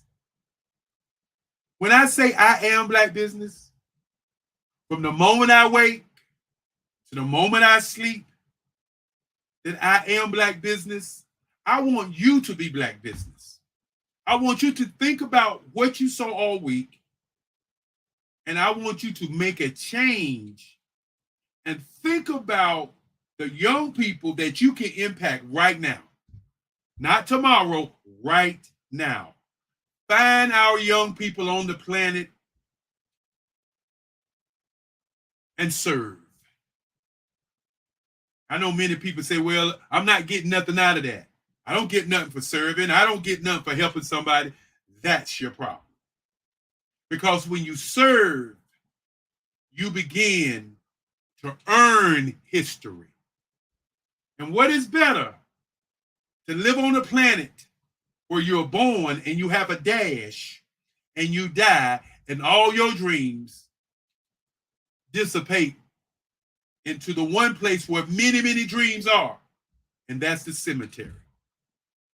We can talk about the money. We can talk about the Black Wall Streets. We can talk about all these things all over the world. But the one thing that we can do as a group, and that is to not only support each other, we can buy from each other. We can support each other. And you've heard the myth that Black people can't work together. But guess what?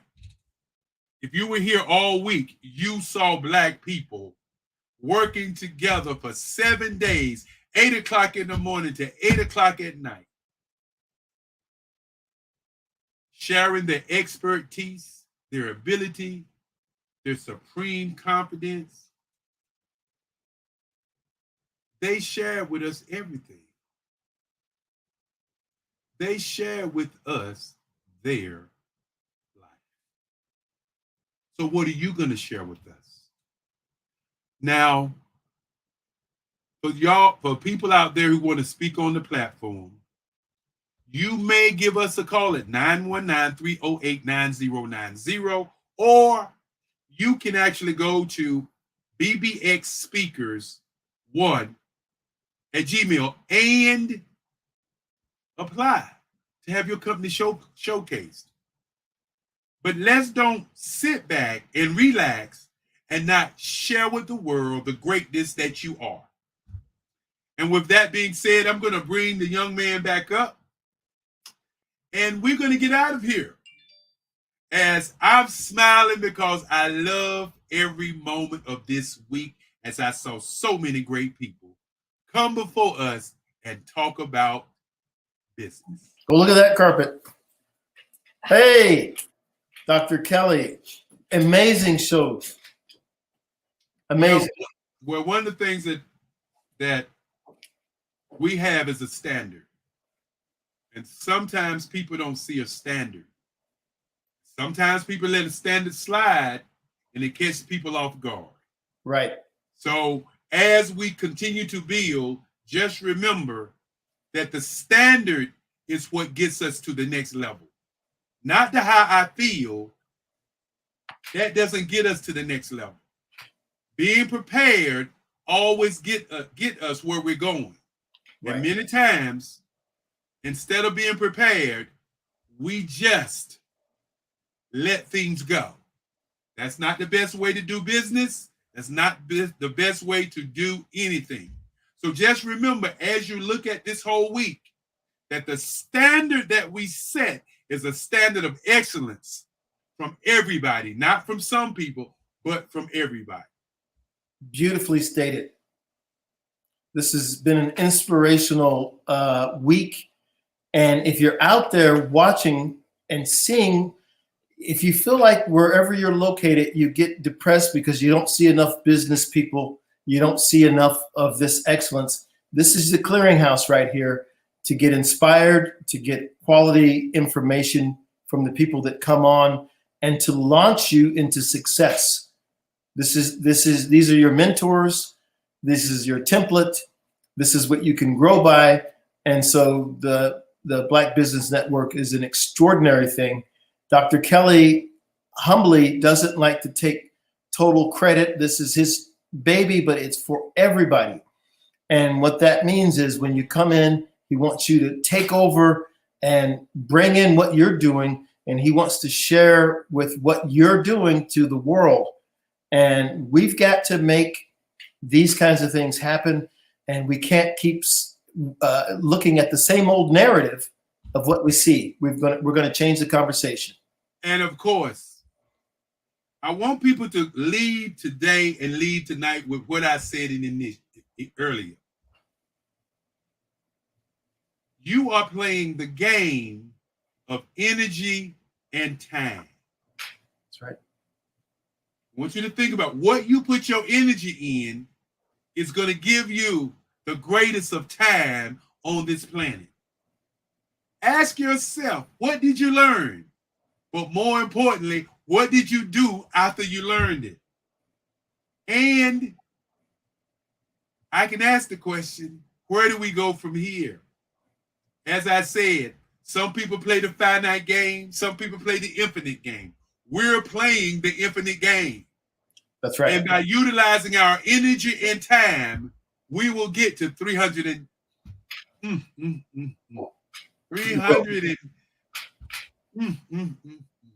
over 300 days of Black businesses talking about Black business across the world. And with that being said, you know, we talked about having a great time. I want to let everybody know that I had a wonderful time. And to each and every one, and to you, Charles, thank you for being the guy that you've been to, you know, sail the ship on in as a captain of the last 5 hours. Thank you again. And as we say, genius is coming. I'll see you on the other side. I'll see you on the other side. You are in the right place at the right time.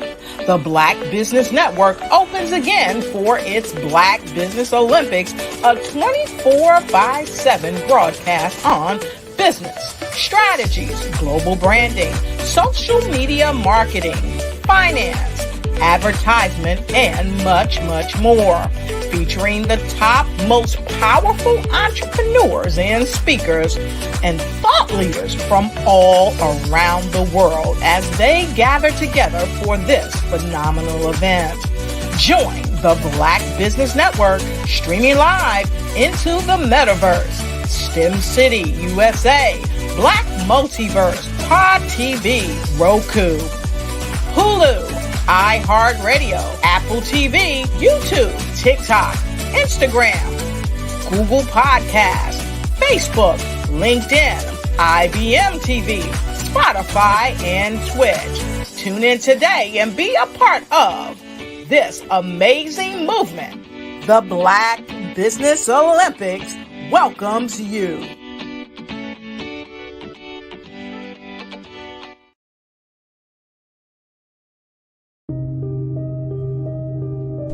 The Black Business Expo is changing my life.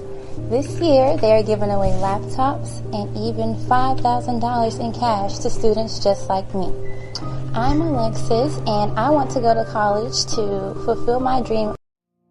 Did you know that approximately 333.34 million businesses exist today, according to a report from 2021? And you may be one of those businesses, or maybe you're not in the business market yet, but you're aspiring to be a business owner. Well, guess what? You're in the right place at the right time. Because let's face it, everything is about timing and opportunity. Hi, my name is Dr. Lotus Richey, and I'm the CEO and founder of the Lotus Richey Coaching and Consulting LLC, along with the Lotus Richey Ignite Show. 15 minutes of success with Dr. Lotus Richey, as well as books to boom your business and bring who you are. And today, I want to bring this amazing message to you about the Black Business Network and the Black Business Olympics. See, the Black Business Network and the Black Business Olympics is designed to help people just like you, that's right, that look like me, to take their business to the next level. Not just in your front yard or your backyard, but globally. The Black Business Network and Black Business Olympics is designed not to just help you survive, but to help you thrive. So join us today as we come together with businesses all around the world to support our students, our children, our young teens, our young entrepreneurs. What we do is we come together to help raise funds for students who are aspiring to be business entrepreneurs, who are aspiring and who are thriving in college. We endow them with a wonderful opportunity to gain scholarship of either a laptop or several thousands of dollars. And we invite you to help be a contributor to this amazing opportunity to help someone that looks just like you. So join us today at our website and let us connect with you and help you ignite and take flight in every area of your life on the Black Business Network and the Black Business Olympics. I'll see you on the other side.